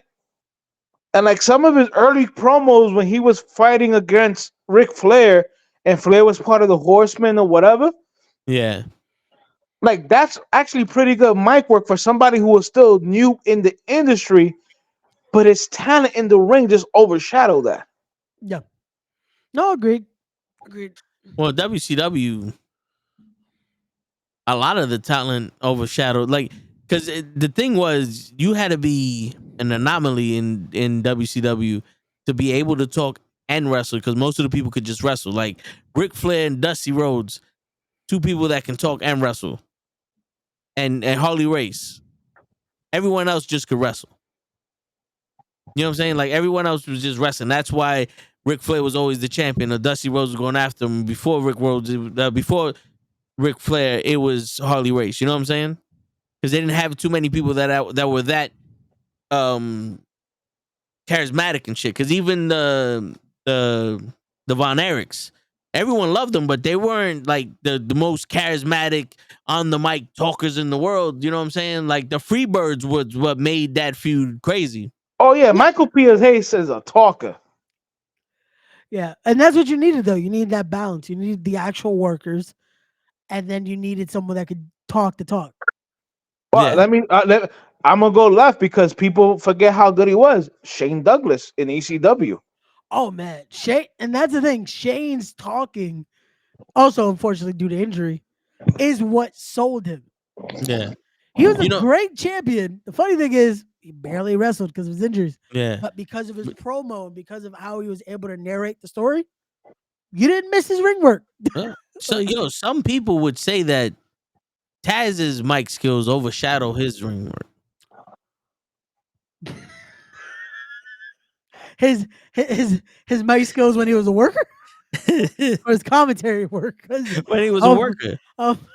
You know, his just beat promos, me if you can, survive if I let you. That's all he needed to say. It overshadowed everything. Nah, but his in-ring work was great though. No, Like, it was. He Yeah. was technically sound, powerful, one of the best workers. But Taz is what Drew McIntyre. Because all right, here you go. That's what also made that era different. The true babyface didn't do much talking. All the talking came from the bad guy because he was the one talking shit, and everybody wanted the babyface to shut him up. Well, yeah, because the babyface was supposed to be the okay. I'm gonna come in, win the, like, pun intended, finish the story here, and send the crowd home happy. Because that's how it always is. I'm gonna shut this dude up. Yeah. And Hogan's promos when he was a face, Warriors promos when they were faces, and like Bret Hart and all these guys when they were faces were basically, come on guys, I need you to back me up. We're gonna shut this dude up. And then the bad guys were the ones, Hulkamania, we're gonna kill it. We're gonna do this. We're gonna do that. This people's been, you're stupid for following him and this, that, and this. They came up with elaborate shit to make you hate them because they're going after your hero. Not fucking Drew.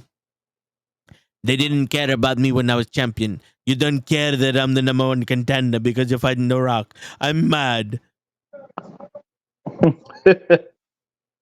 That's his 45-minute promo. I'm mad because no one cares. And Seth Rollins, I don't know what to say here, so sing my song. And I'm sitting here going, how do you sing a song that is nothing but sounds? Wouldn't they be humming as a song? Because you can't sing a song that don't have words. I guess, you're humming it or Sarah. Yeah, that's weird. Yeah. How do you phrase that? Well, Anthony's saying like in the Attitude Era, but I'll give you one. William Regal, his in-ring work was fucking phenomenal, but people forget how good he was on the mic, making you feel like a shit. Oh yeah, like as a heel, he made you feel like, shit. Why do I he made you feel like he was way superior to you. But then you would see him in the ring and you'd be like, this guy, he looks like a throwback wrestler, but was just technically sound like he can do it all. And you're like, this dude was fucking great in the ring. You know why? Because he knew his character.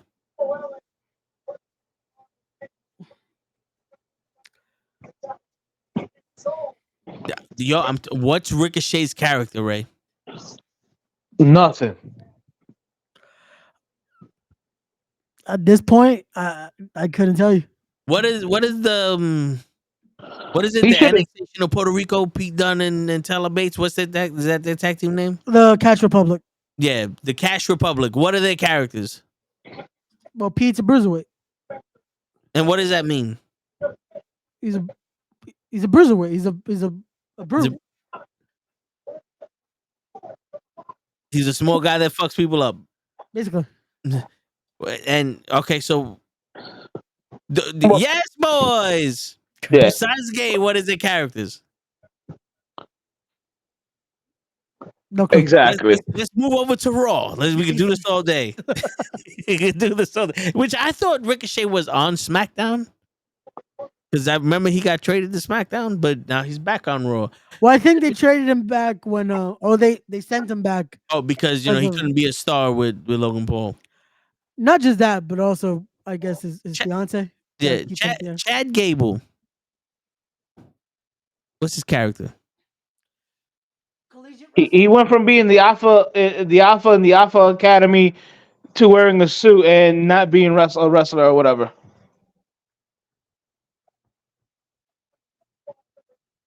To me, he was just a collegiate athlete. That's always been that's his character in a sense. He's just a great athlete. If they mean for that, they should have just kept him as Prince Puma. Well, for Ricochet, yeah. Well, and that's the thing. They're now. They're making fun of him. They keep teasing it again. So I don't know if because of Netflix they now have the right to that, which I doubt that's a thing. Maybe they bought it now, but I think they're gonna make him Prince Puma again, or something similar to Prince Puma. That's just horrible. Because they kept teasing. They're like, "Oh, he's as fast as a puma. Oh, he got to the top rope jumping like a puma." That type of stuff. It's like, but are we allowed to do that again? Yeah, listen. I mean that would have been something good for somebody to say shit. But how often do you give Ricochet a chance to talk? Yeah, not much. If any time. Because I'm telling you, we don't need 15 segments with Seth Rollins or Cody Rhodes. Like Jey Uso gets a chance to talk now, and it's almost like you get 3 minutes, say what you need to say, and then you go out there and wrestle your match. And I'm digging what he's saying. Don't get me wrong, but it's like why other people can't you know do it? what? I'm a Billy. You know what? I can't say that because every other word out of his mouth is yeet.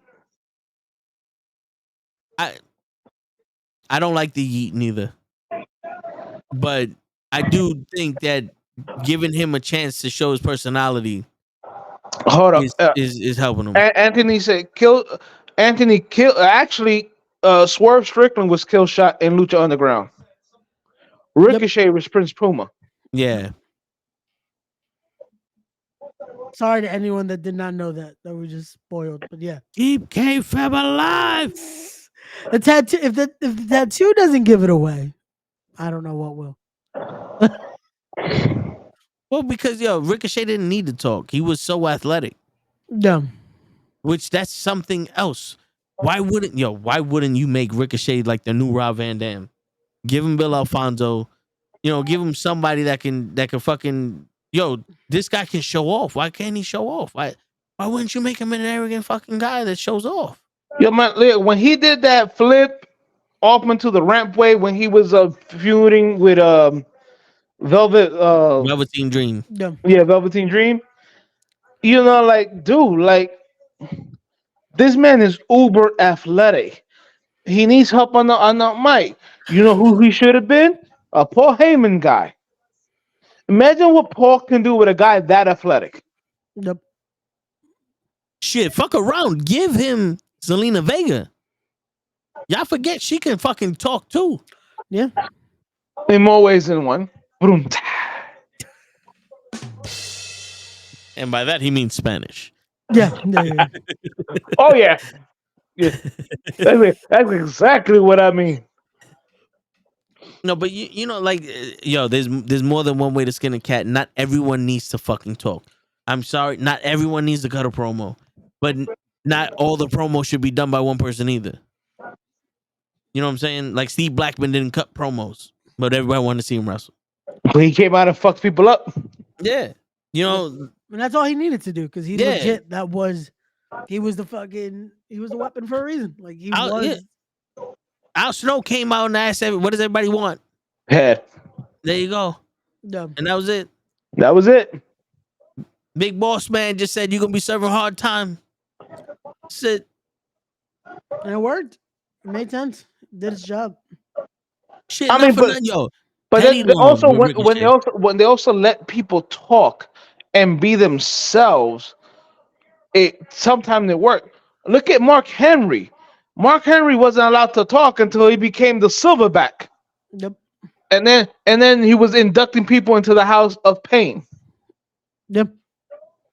Was that still funny that they did that as a fucking prank on him to get him to get that angry? And then it's like, make me money.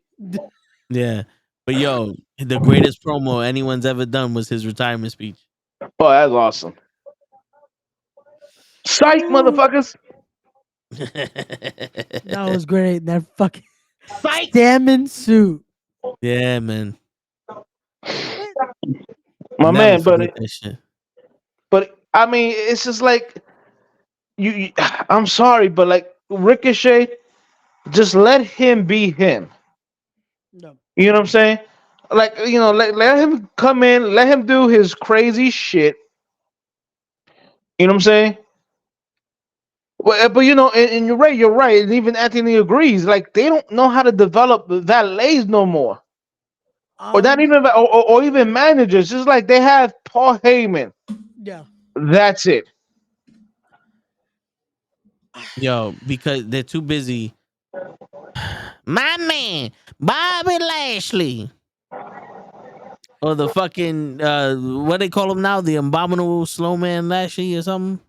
The Aventador Lashley? What is he now? See, my thing is that's like, they're trying to force the role of a manager in WWE. A lot of guys, it's like, we're using guys that have already been in the ring, and it's like, oh yeah, we're gonna transition you into this. It's like, that's not what they're here for. There's a bunch of great managers on the indies right now. A bunch of great people that they could bring up to their system, and it would work fine. AEW did that. AEW did not just start, you know what? Hey, we don't want you to wrestle. We just want you to be a manager. Be a manager. No. They picked up people that actually do it and put them with workers. There is a great amount of fucking managers out there. It does the job. There are people that have studied Heyman. There are people that have studied guys like Bobby the Brain Heenan, guys like the Wizard, guys like that. That it's like there is. People forget Teddy Long was a manager before he was. Yeah. Yep. He was a ref. He was a manager. Lenny Poffo, the genius. Yeah, bro. There's a bunch of people. There's a bunch of people that people could study and look at and be like, you know what? That is who you want to inspire to be if you want to be a manager. But no, we think, oh yeah, it's just anyone can be out there. It's like there's an art to it. There's a craft, pun intended. Like there is a craft to it. But but the thing is, and I'm sorry to say it, not everybody takes this shit serious. They don't. Unfortunately not. They don't. And it's a thing of people get comfortable at a certain degree. But it also works when you have somebody who can talk, but you still like look at your man Swerve. Swerve can talk, but they still gave him Prince I forget his name. Prince what? Prince Nana.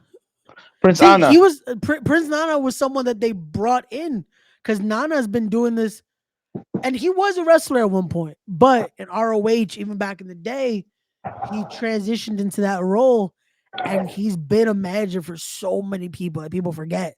And Nana's been working with everybody, and it worked. AEW was like, you know what?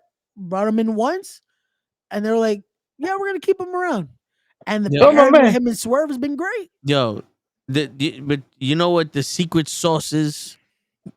And I can say this because I've been watching wrestling my whole fucking life, and I see it with my fucking eyes. Yeah, I've seen plenty of wrestlers grow in this fucking ring. The secret sauce is adaptation, as it should be. If you can't adapt, if it doesn't work, try something else. something like R-Truth. He was not always like this. No. But when No, he was yeah, one time, then at one went time when he to was TNA. Ron the Truth Killings in WWE, Yeah. they barely let him talk. He Yeah. went to TNA or Impact or whatever it was called there, and you know, and was part of the 3 Live crew, and everybody in that group can talk. You had Road Dogg, you had Conan, and then you had R-Truth. Yep. But Yeah. it wasn't until he got to that promotion that they let him talk. No, but and it's not like even Conan. You mentioned it yourself. Conan in Mexico was one of the best wrestlers at his time. He went to WCW. He didn't work as the Conan that came from Mexico. So what happened? He adapted and he went to the NWO and all that other shit. Yep. He became an Actually, American version of a he stereotypical went into the dungeon first.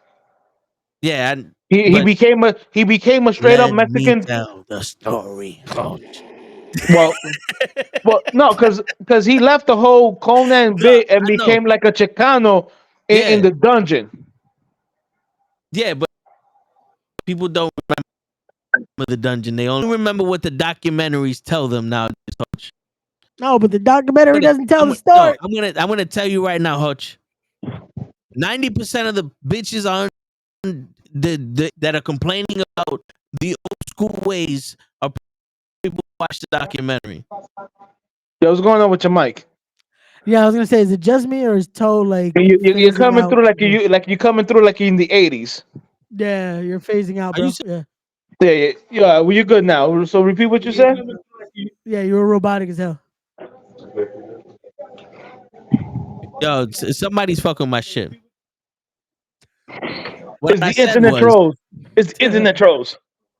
90% of squads that are on it giving their opinion about wrestling and saying it's not like the old school shit only know about the Attitude Era and the Golden Age era and the fucking Ruthless Aggression era based off of the documentaries.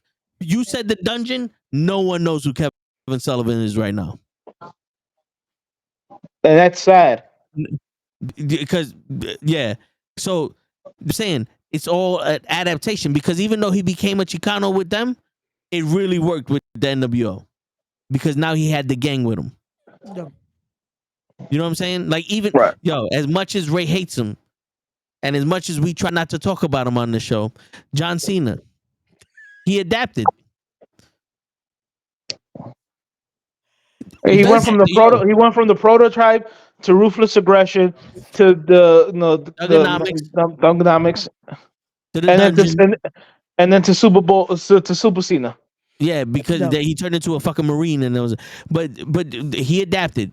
Jericho adapted. Undertaker adapted. You know what I'm saying? It's all about adaptation. If you're starting to sink, you need to start paddling so you can tread water. I'll give you the water. I'll give you one thing that Edge said that holds truth when he was speaking at X-Pac when it's called character evolution. Yeah. You got to evolve with the times. Yeah, no, it's what I talk about with so many people on the podcast. It's like a lot of guys, even on the smaller scale, are trying to evolve their characters so it's polished, so it's able to adapt with the current state. Guys like, bro, I give it to him because somehow he continues to adapt his character, being so many years in. Fucking Jericho. Yeah. Jericho has continued to every time. It's like, okay, cool. We've seen this style of Jericho. I'm going to reinvent myself. And he continues to do it. And it's like, yo, he doesn't have to at this point. He's already Chris Jericho. And he continues to do it. Yo, but here's Ray. Even you see this on the independent circuit. Yeah. You see someone in one area that isn't getting the recognition for what they do. Or their character, like you can see it, but it's not working. And then they go somewhere else and it starts working. And then once that ball starts going, they go all the way around and now they're treated differently in all these circles. And now their character's known because it's strong now. You know what I'm saying? Like it shows you, like you go from one end and they treat you like you're a filler match. Now you're a champion, and now you're like, oh, we're gonna put you in all these opportunities. You're money maker now. Yeah. You know what I'm saying? No, we see it, and we see it Yeah. constantly. And it's a thing of you have to be able to adapt because in certain situations, it's like the saying goes, it's like learning your value. You might be treated here one way, you might see this one way. Somewhere else, that's it. Your money. Yeah, because one, not everything you do is gonna work for people. Yeah. But sometimes when you do multiple things, it works for multiple people. Yeah, no, and again, it depends on the place, it depends on the scenario, but you have to be adaptable that no matter the situation, you'll make it work. So if this is not the situation where it's gonna work, you go here. Oh shit, it works over here. Because think about it. Think about it. WCW purged ECW from most of their talent, technical talent, and their cruiserweights. Yep. And when I'm talking about Dean Malenko, Jericho, Eddie Guerrero, and all that, when they went to WCW, they were all technical wrestlers. But the ones I just named were the ones that stood out because of the character development. Eddie Guerrero was a phenomenal worker, but what is he known for? His charisma. Jericho, he's known for his storytelling and the way that he can become that bad guy and make people want to kick his ass. Dean Malenko was a tough guy. He was literally, I say a few words and I back it up. And Benoit was, prove me wrong. I'm tougher than anyone in this motherfucker. Prove me wrong. No, yeah, and he was someone where again that style worked out for him. And Anthony, the Rey Mysterio thing, he's adapted too much. There's no way to say Rey Mysterio hasn't adapted. He might think he didn't, but you see it in the ring. Yeah, you see it in the ring where he has to adapt. He said it before. He had to stop doing the West Coast pop. Yeah, because unfortunately for the injuries he's gone through and all this, that is still adaptation. It's learning what your body can still do. But see, the reason why I think Ray thinks he never adapted is because no matter what, he's always going to be the underdog. So the thing with Ray that where he adapted was his opponents. Because he can have, that still counts though. That's still adaptation in the ring. But that's what. But I'm saying that's why it probably to him it feels like he never adapted because he can have these feuds with Eddie, and Eddie would do crazy things to sell the match. But remember, in the match, Ray showed his heart. Ray made you go, "Come on, Ray, you can win this." Against Kevin Nash, against Conan, all these people, the Big Show, all these people. It was Ray that made you go, come on, Ray, I got your back. I believe in you. You can do this. You know what I'm saying? Yeah. And it's funny because now we're at a point where now it's like and that's what I say, like now he's adapted because now Ray is the veteran. He's the vet. That's like, okay, now we expect him to, even if he doesn't win this, he's gonna shine. Yeah. That's like now we're expecting this out of him. We're adapted into a different role than it comes into. Can he keep up with Ray? No, yeah, and that's what we expect out of it. That it's like it's that adaptability, and again, it comes with the territory. You have to be able to adapt because if you don't adapt in that squared circle, you're gonna get left behind. Yeah, you are, and it's great to see when wrestlers are able to find that in themselves. That it's like, let me maneuver this, let me change this, let me sharpen this. Here's a great example of adapting and not being able to adapt. Yeah. You remember the team with, Randy Orton, Cody Rhodes, and Legacy. Ted DiBiase Jr. No. Cody Rhodes was able to adapt. No. Ted DiBiase Jr. couldn't. Yeah, and they tried that because even the pairings afterward, like they tried to pair Cody and Ted again, and he just never evolved with it. It was just, okay, yeah, you're Ted DiBiase Jr., but who are you? Like, who are you as the wrestler? Who are you as the performer? Right. All you're doing is a lot of the stuff your dad did, but there's nothing that makes me believe, at least in the E perspective, because I believe he had a nice run in OVW, but that was about it. Yeah, but he didn't adapt when it comes to the big screen of it all. Yeah, because after the whole I'm Ted DiBiase's son, he turned into almost like I'm JBL's son now. Basically. But here's the other thing. You saw the evolution of Randy Orton. Remember, Randy Orton was the prodigy of You know, Yeah, but you see the reason why Randy Orton adapted, because he was the greatest fucking wrestler we ever seen, and they put him in there early with these fucking legends, and you sink or swim, and he swam, and then decided, this shit is boring. I don't think it was that. I think it's we now need you to do the same like you got done to you. Yeah, like we need someone to now lead this. Yeah, but there was a while where Randy Orton gave his shit. Oh yeah, but we also know why. He was so talented. He coasted by on the top. Oh, if we want to get realistic to that, it was because he's at the top. He's enjoying the spoils of the top. What does that come with?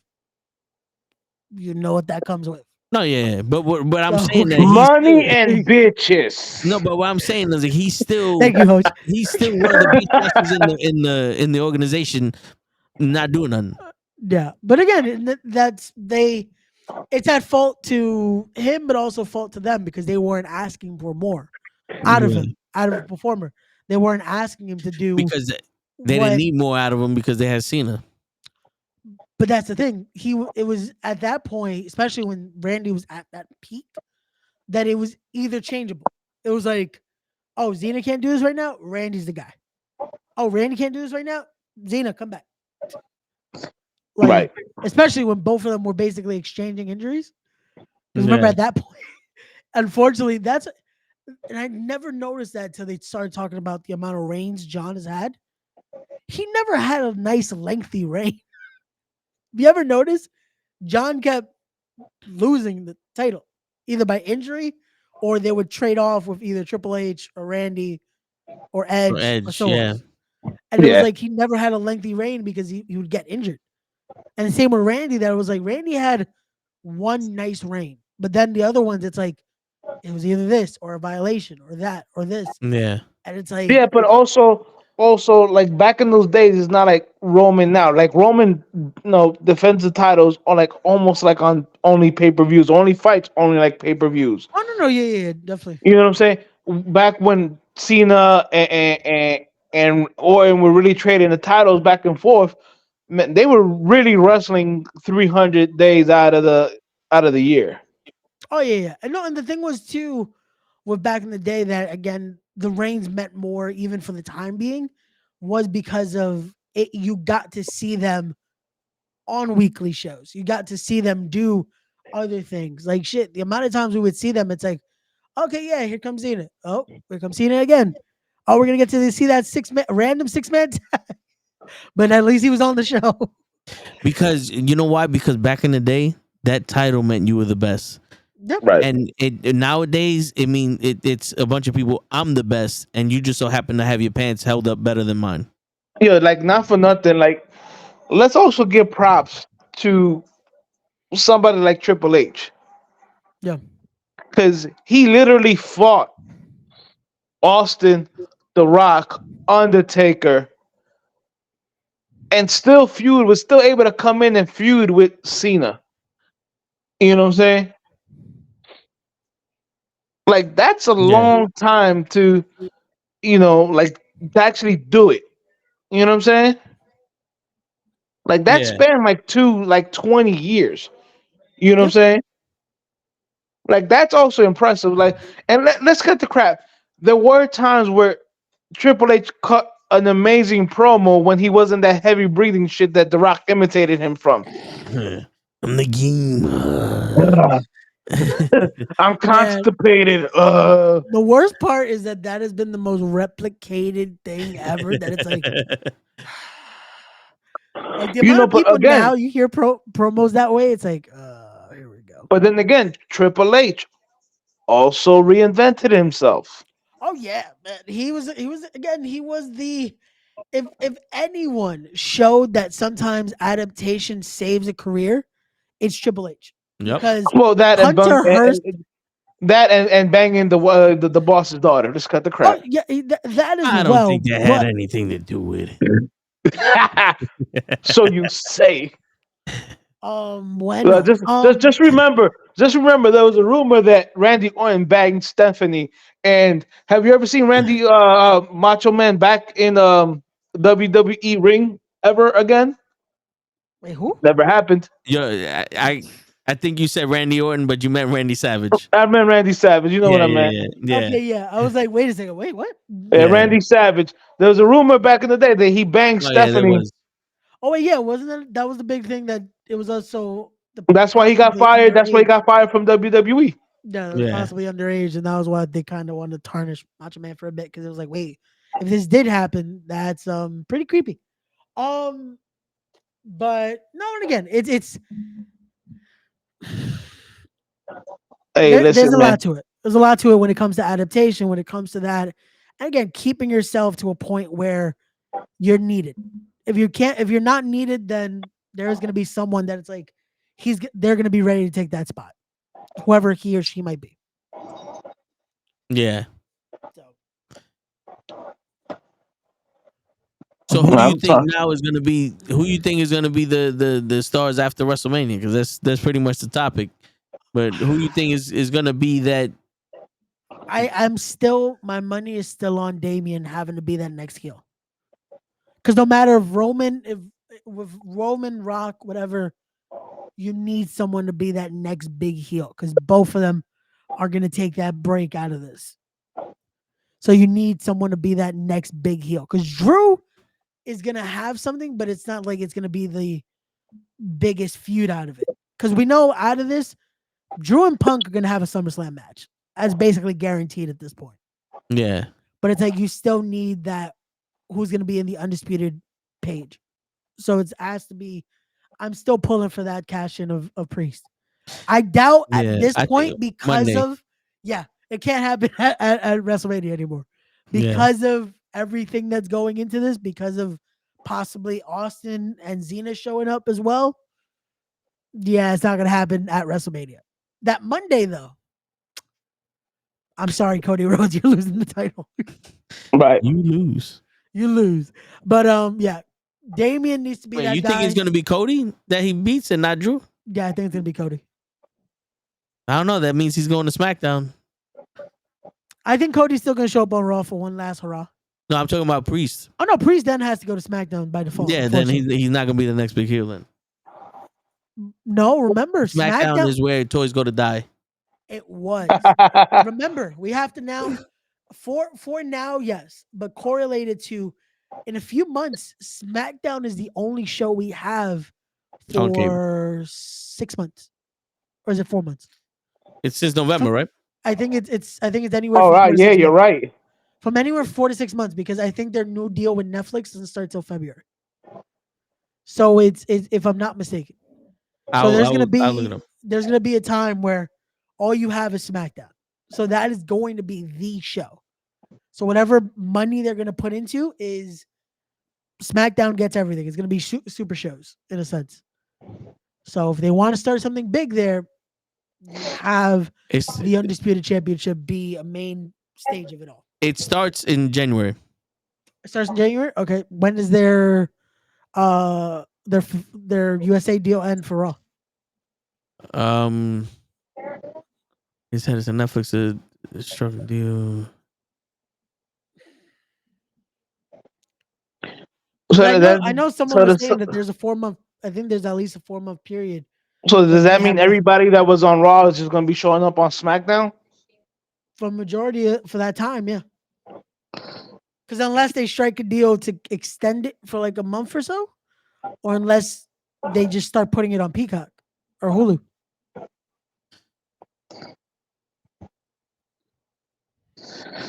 That's gonna be tough. Yeah, because there's gonna be at least a 4 month period that they have no TV. All right, so it ends October 1st. Okay, so it starts in January, right? November, December, 2 months. You got a 2 month period. No, if it's October 1st, so it's that when 3 months. October 1st. October 1st is so you have that first Monday, which is September 30th, but then that's still 3 months of no TV. So 3 months of all SmackDown and no Raw. But Unless they strike a deal with someone.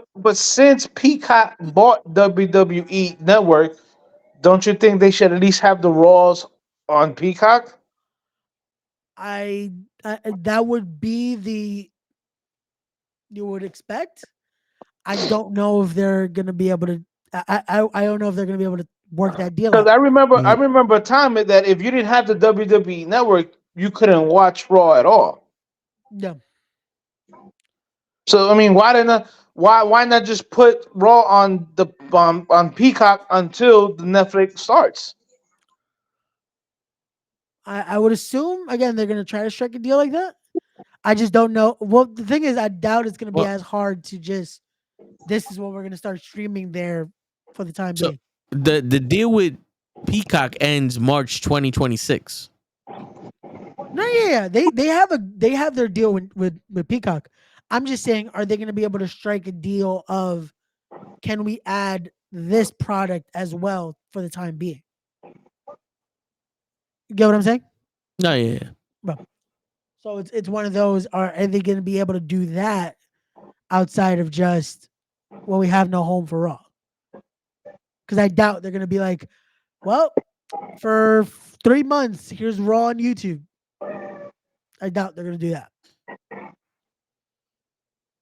So it needs to be somewhere where it will be profitable for them outside of just, you know what? SmackDown it is. All sales say SmackDown.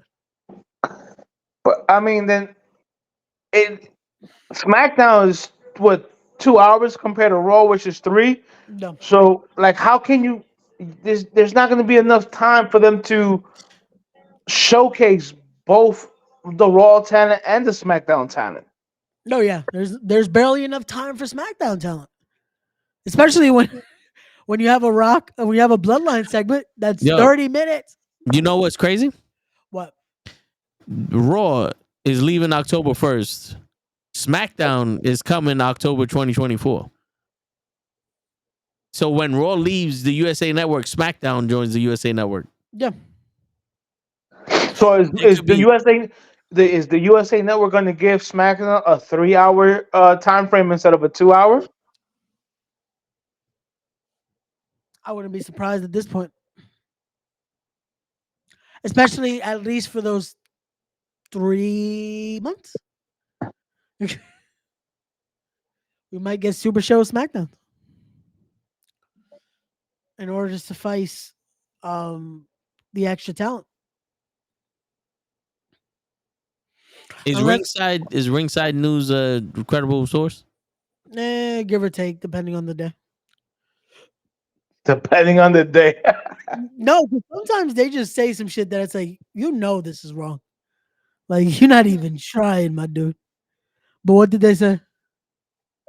The headline goes, WWE SmackDown predicted to see expansion into 3-hour program. They have to. They're gonna have to. If Raw is not gonna be on Peacock, USA is gonna have to give SmackDown an extra hour. That way, some Raw.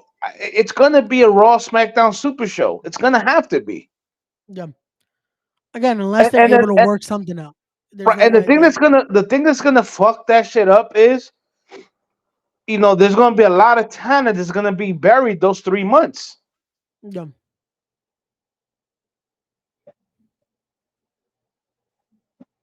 You know what I'm saying? Like NXT, who are they on? Where are they on? And they're NXT, gonna move I to believe, the CW. Yeah, I was gonna say NXT is leaving USA too. So yeah, there's a lot of movement when it comes to 2025. Or I should say, when is NXT's last show with USA? October 24th. Yeah, everything's happening in October. October is legit. That fourth quarter this year is gonna be very drastic for WWE, and then heading into quarter 1 of 2025, where the Netflix deal and all that comes into play. And I just want to see how this is gonna affect their Peacock and all that, because I know that's the next thing that they were trying to discuss is Netflix wants to acquire everything, apparently. So I'm gonna be truthful, man. There's no way for them to have these 3 shows and not have something on the streaming network somewhere. No. It's gonna, because if not, it's gonna cripple their profitability the last quarter of the year. No. Because the thing is, you know they're not going to want to cancel actual shows.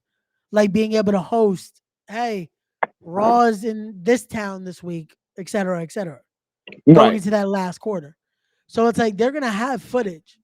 Where is it going to be played or streamed, et cetera? That's going to be the discourse. Because the last option is going to be Raw isn't live this week. It's on Hulu, which I doubt that's going to make them close to any revenue. I was just telling Toe, like, that's how I'm watching Raw and SmackDown, but I can tell that Hulu is cutting out some of the matches that they deem not worthy. Yeah, it's slimmed down a bit. Yeah, they edit a bit out of it because they format it to a certain amount. So it's like, imagine that then. So you're never gonna get to see full length episodes of it in a sense.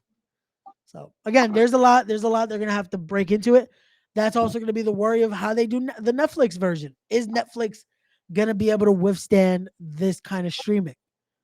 Because the special they did for Chris Rock, the comedy special, that wasn't live. They did it live, but it was recorded and then they live streamed the recording. So I want to see how they're going to do an actual live broadcast, which I would assume we're going to get our first taste of that in July with the fucking Jake Paul and Tyson fight. Yeah, that's going to be interesting, man. Because, it's a streaming network for shows. That's going to be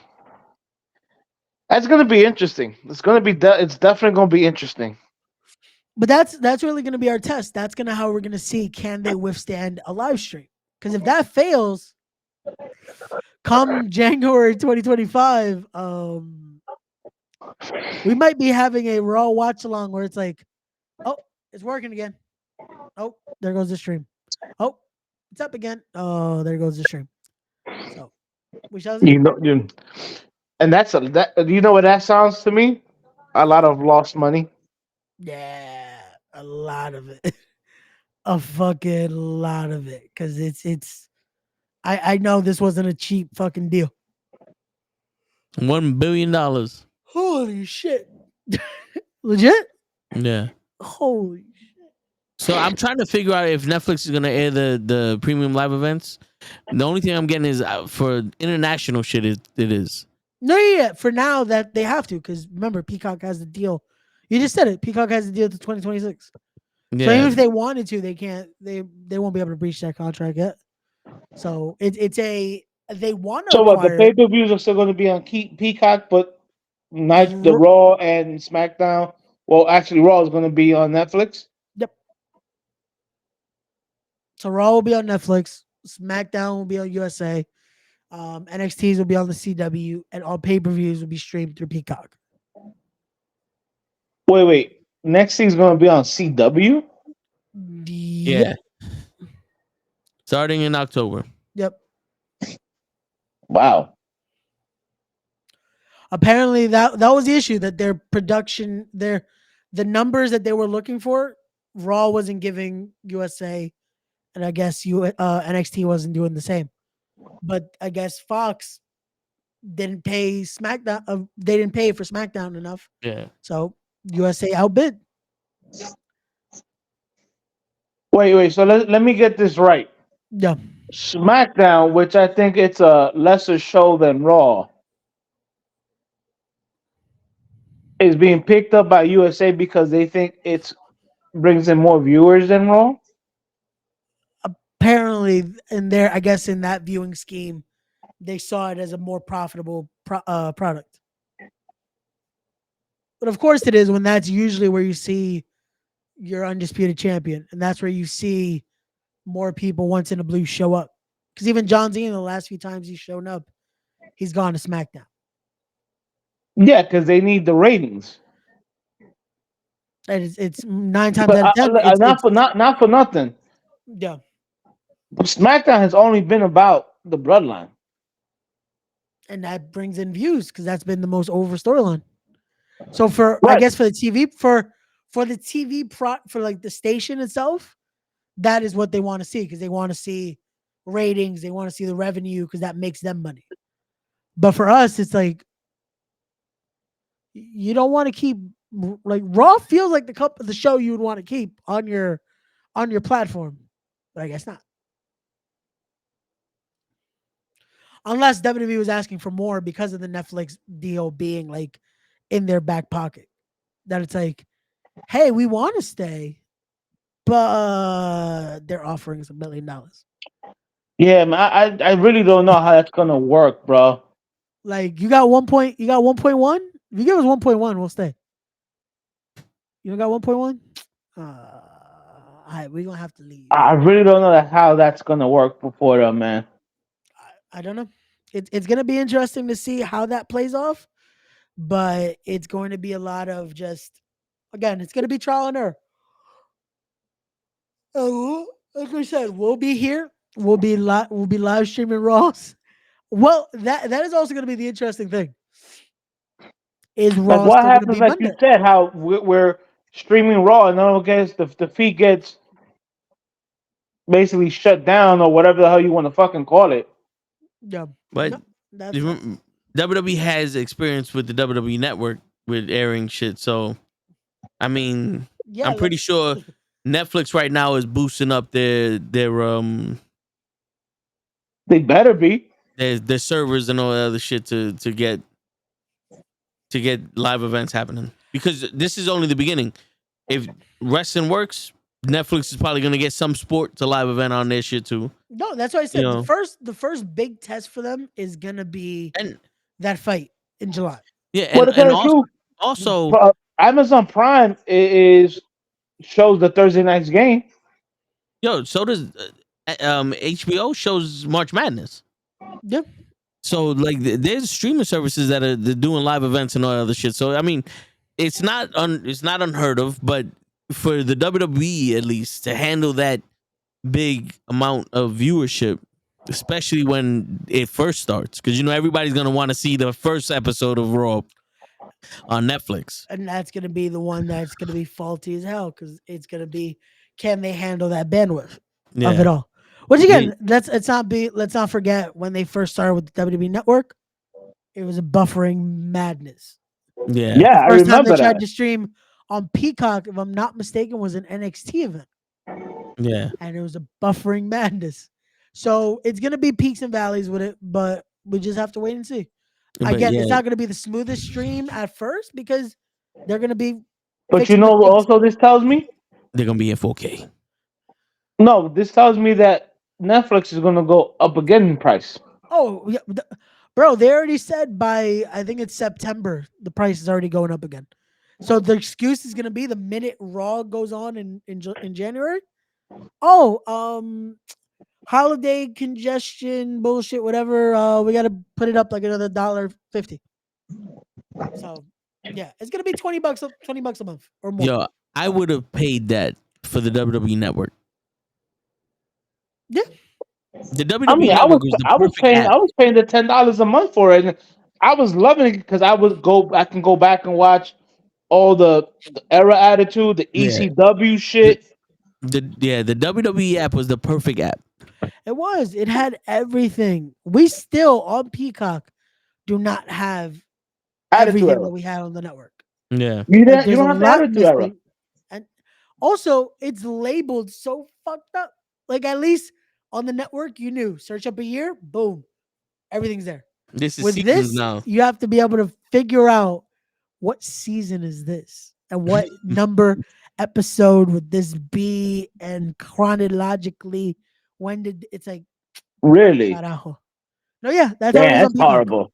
That's horrible. No, because they try to they're setting it up like it's still episodic TV. Like if it's a fucking episode of New York Undercover or some shit. Like, because they have New York Undercover on there, so it's like they'll set it up the same way that they have that, and it's like this is not the way. But That sucks. One thing not like the other. But yeah, we will see what happens this coming October. I guess it's really gonna be a trick or treat end of the year. Yeah. So who else did I say? I said Priest.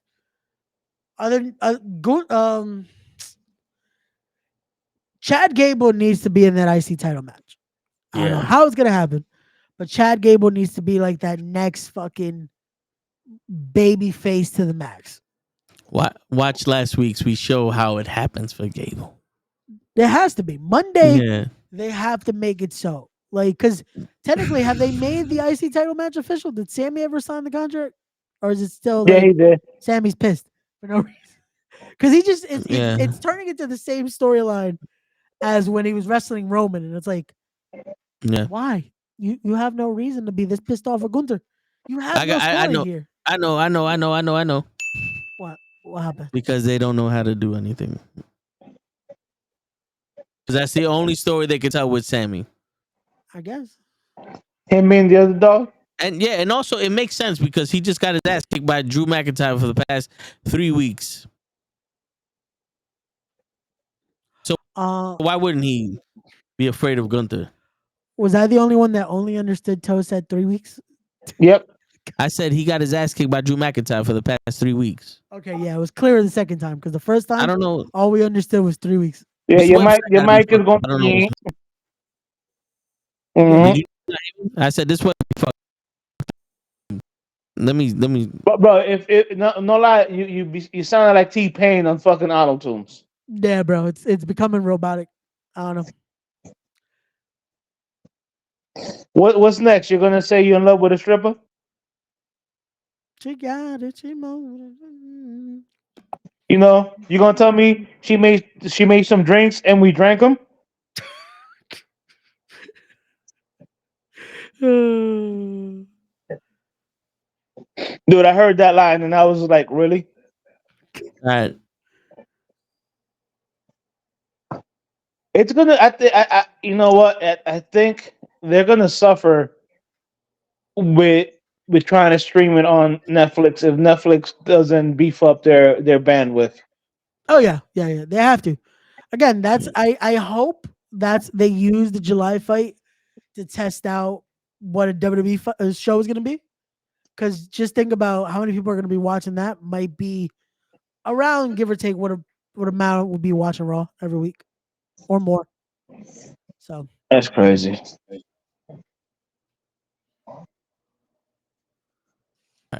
All right, there you go. I don't know why my shit was coming out of my speakers, but can you? No, it wasn't even like it wasn't even like just your mic. It's like it started to lag out. So I don't know what's happening though. Yeah, it started to lag out, and you started like you was on auto tunes. Yeah. Well, I just resetted my Go XLR, but I was saying it's got to be this website because I'm not seeing anything on my end. I don't know. Like on my end, all this shit looks good.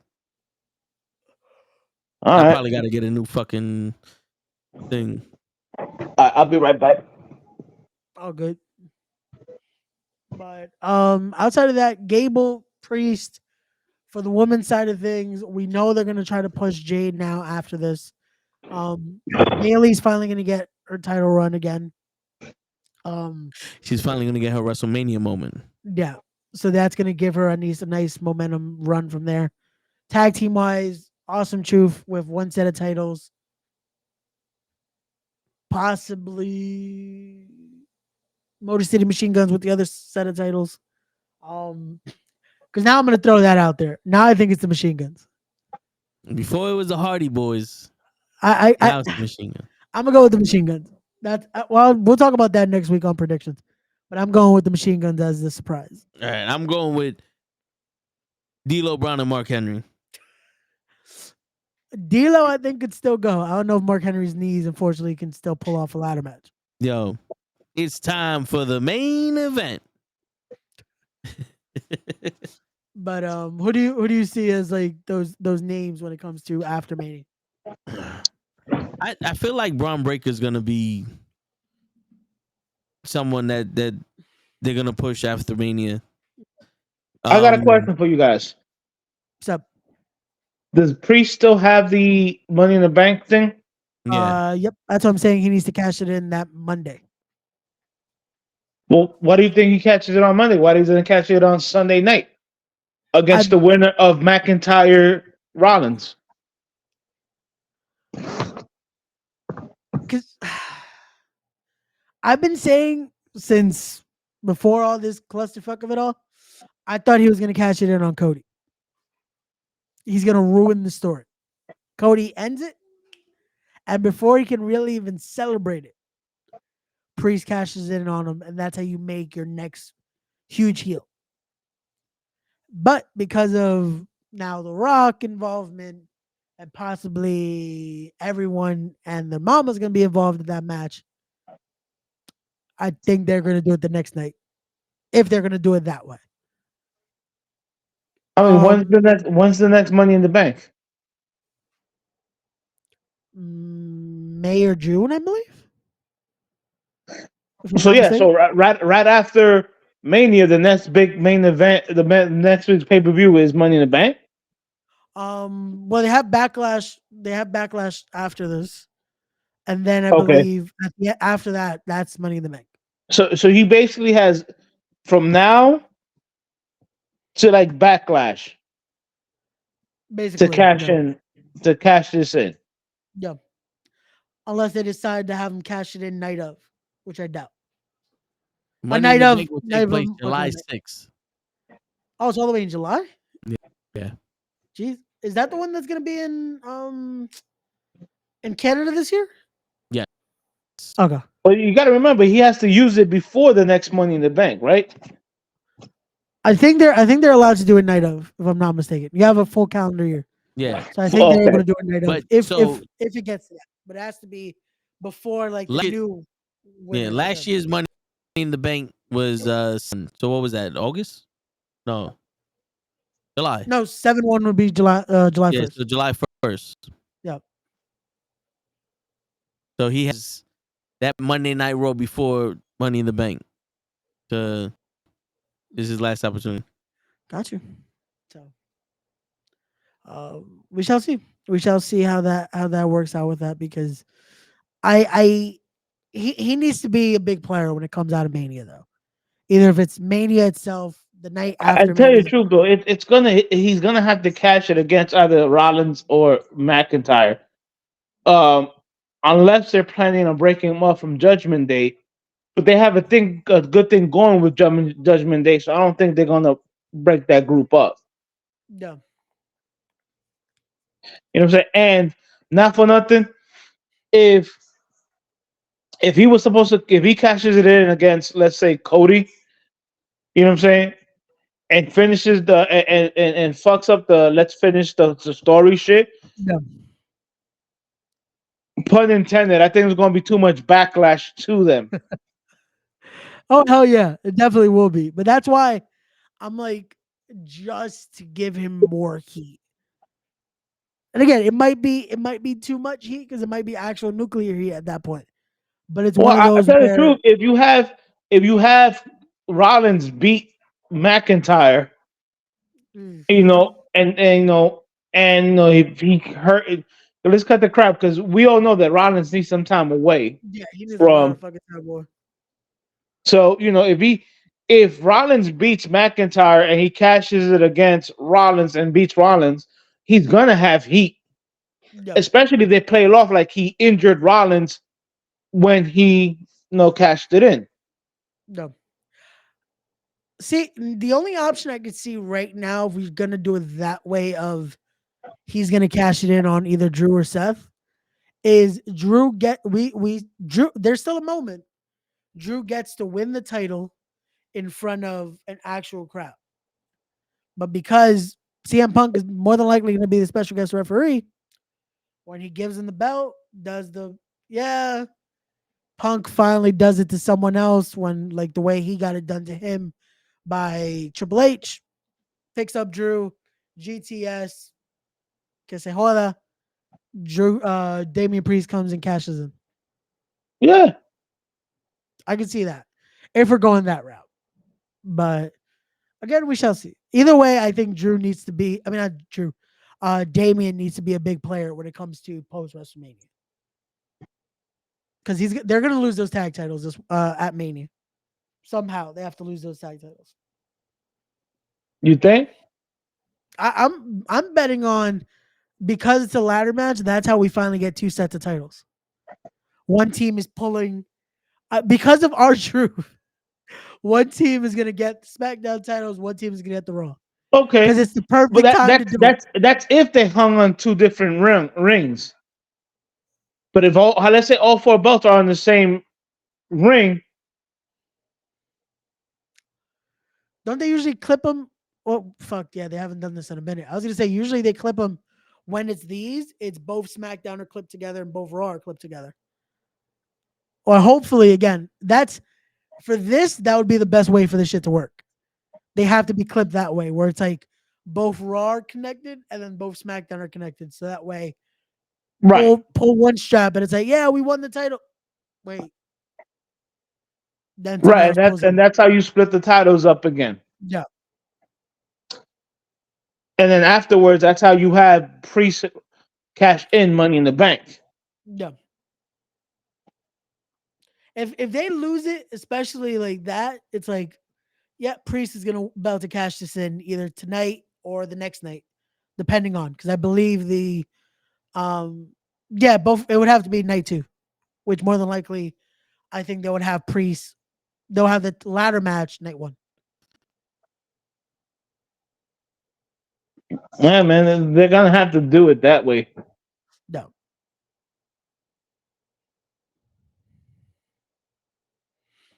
I don't think they need to lose the title. Can you hear me or no? No, we can hear you. Yeah, all right. I don't think they need to lose the title. The problem is you would need other tag teams in the division to win the title. And right now it's a 1 tag team, 6 team ladder match. Well, we know who's confirmed for it, at least for the most part. But again, one of those teams walking out with the titles is Awesome Truth. I mean, you Unless have they DIY. You have DIY. That's a team. You have the New Day. That's a team. No. The New Day's the one team that's there. I mean, but DIY has been teaming together for years. Yeah, and then they broke up, and then they had nothing to do on Raw, and they said, "Fuck it, go be DX." Yeah, legit. That's the gimmick they got now because of R-Truth. It just still works for them. It's funny, but yeah. Better. We're about to go into 2 go home shows next week. Let's see if they actually send us home the right way. Monday's in the Barclays Center, so let's see what craziness they bring. Already confirmed for that show is basically everyone and their mamas. Yep. I would not be surprised if Kenny actually shows up there as well. So don't be surprised if next week's Raw Watch Along does not feature Kenny. I will be here because I'm not spending that money on those tickets because Word. And I will be here because I am banned from the Brooklyn as being a member of the Bronx. Wait, you're banned from the Brooklyn? Did Gigi ban you from the Brooklyn? Yeah, because he keeps calling it the Brooklyn. It's because I'm from the Bronx. I can't wait for her. I can't wait for her to hear this episode back. And just like, I hate all of you. Well, on that note, ladies and gentlemen, tune in tomorrow for a special Toe in the Show with Ray. Facts. Hutch, if you want to invade that one too, you can if you want. The next week we're gonna be talking about the go home shows for WrestleMania, and you best believe we're gonna talk about after WrestleMania too. You know, because WrestleMania is a week long. Yeah, there's a lot going on. Next week is gonna be a lot of madness, a lot of fun stuff to talk about when it comes to the E, when it comes to independent wrestling, all that good stuff. We'll be talking about all of that next week, but tune in tomorrow. Yep. We've got a lot of fun topics we're going to be touching on, and hopefully. So tomorrow, when you say the Toe and show, you mean the Toe and Ray show, right? Basically. Yeah, featuring Hutch. Possibly. But yo, believe Are me you when I giving me tell the you, invasion angle? Is that it? I'm getting the Yeah. invasion angle for this week. you're WCW right now. But believe me when I tell you, she wants me. And on that note, ladies and gentlemen, it's your friendly neighborhood knucklehead signing out. Peace, everybody. Peace, everybody.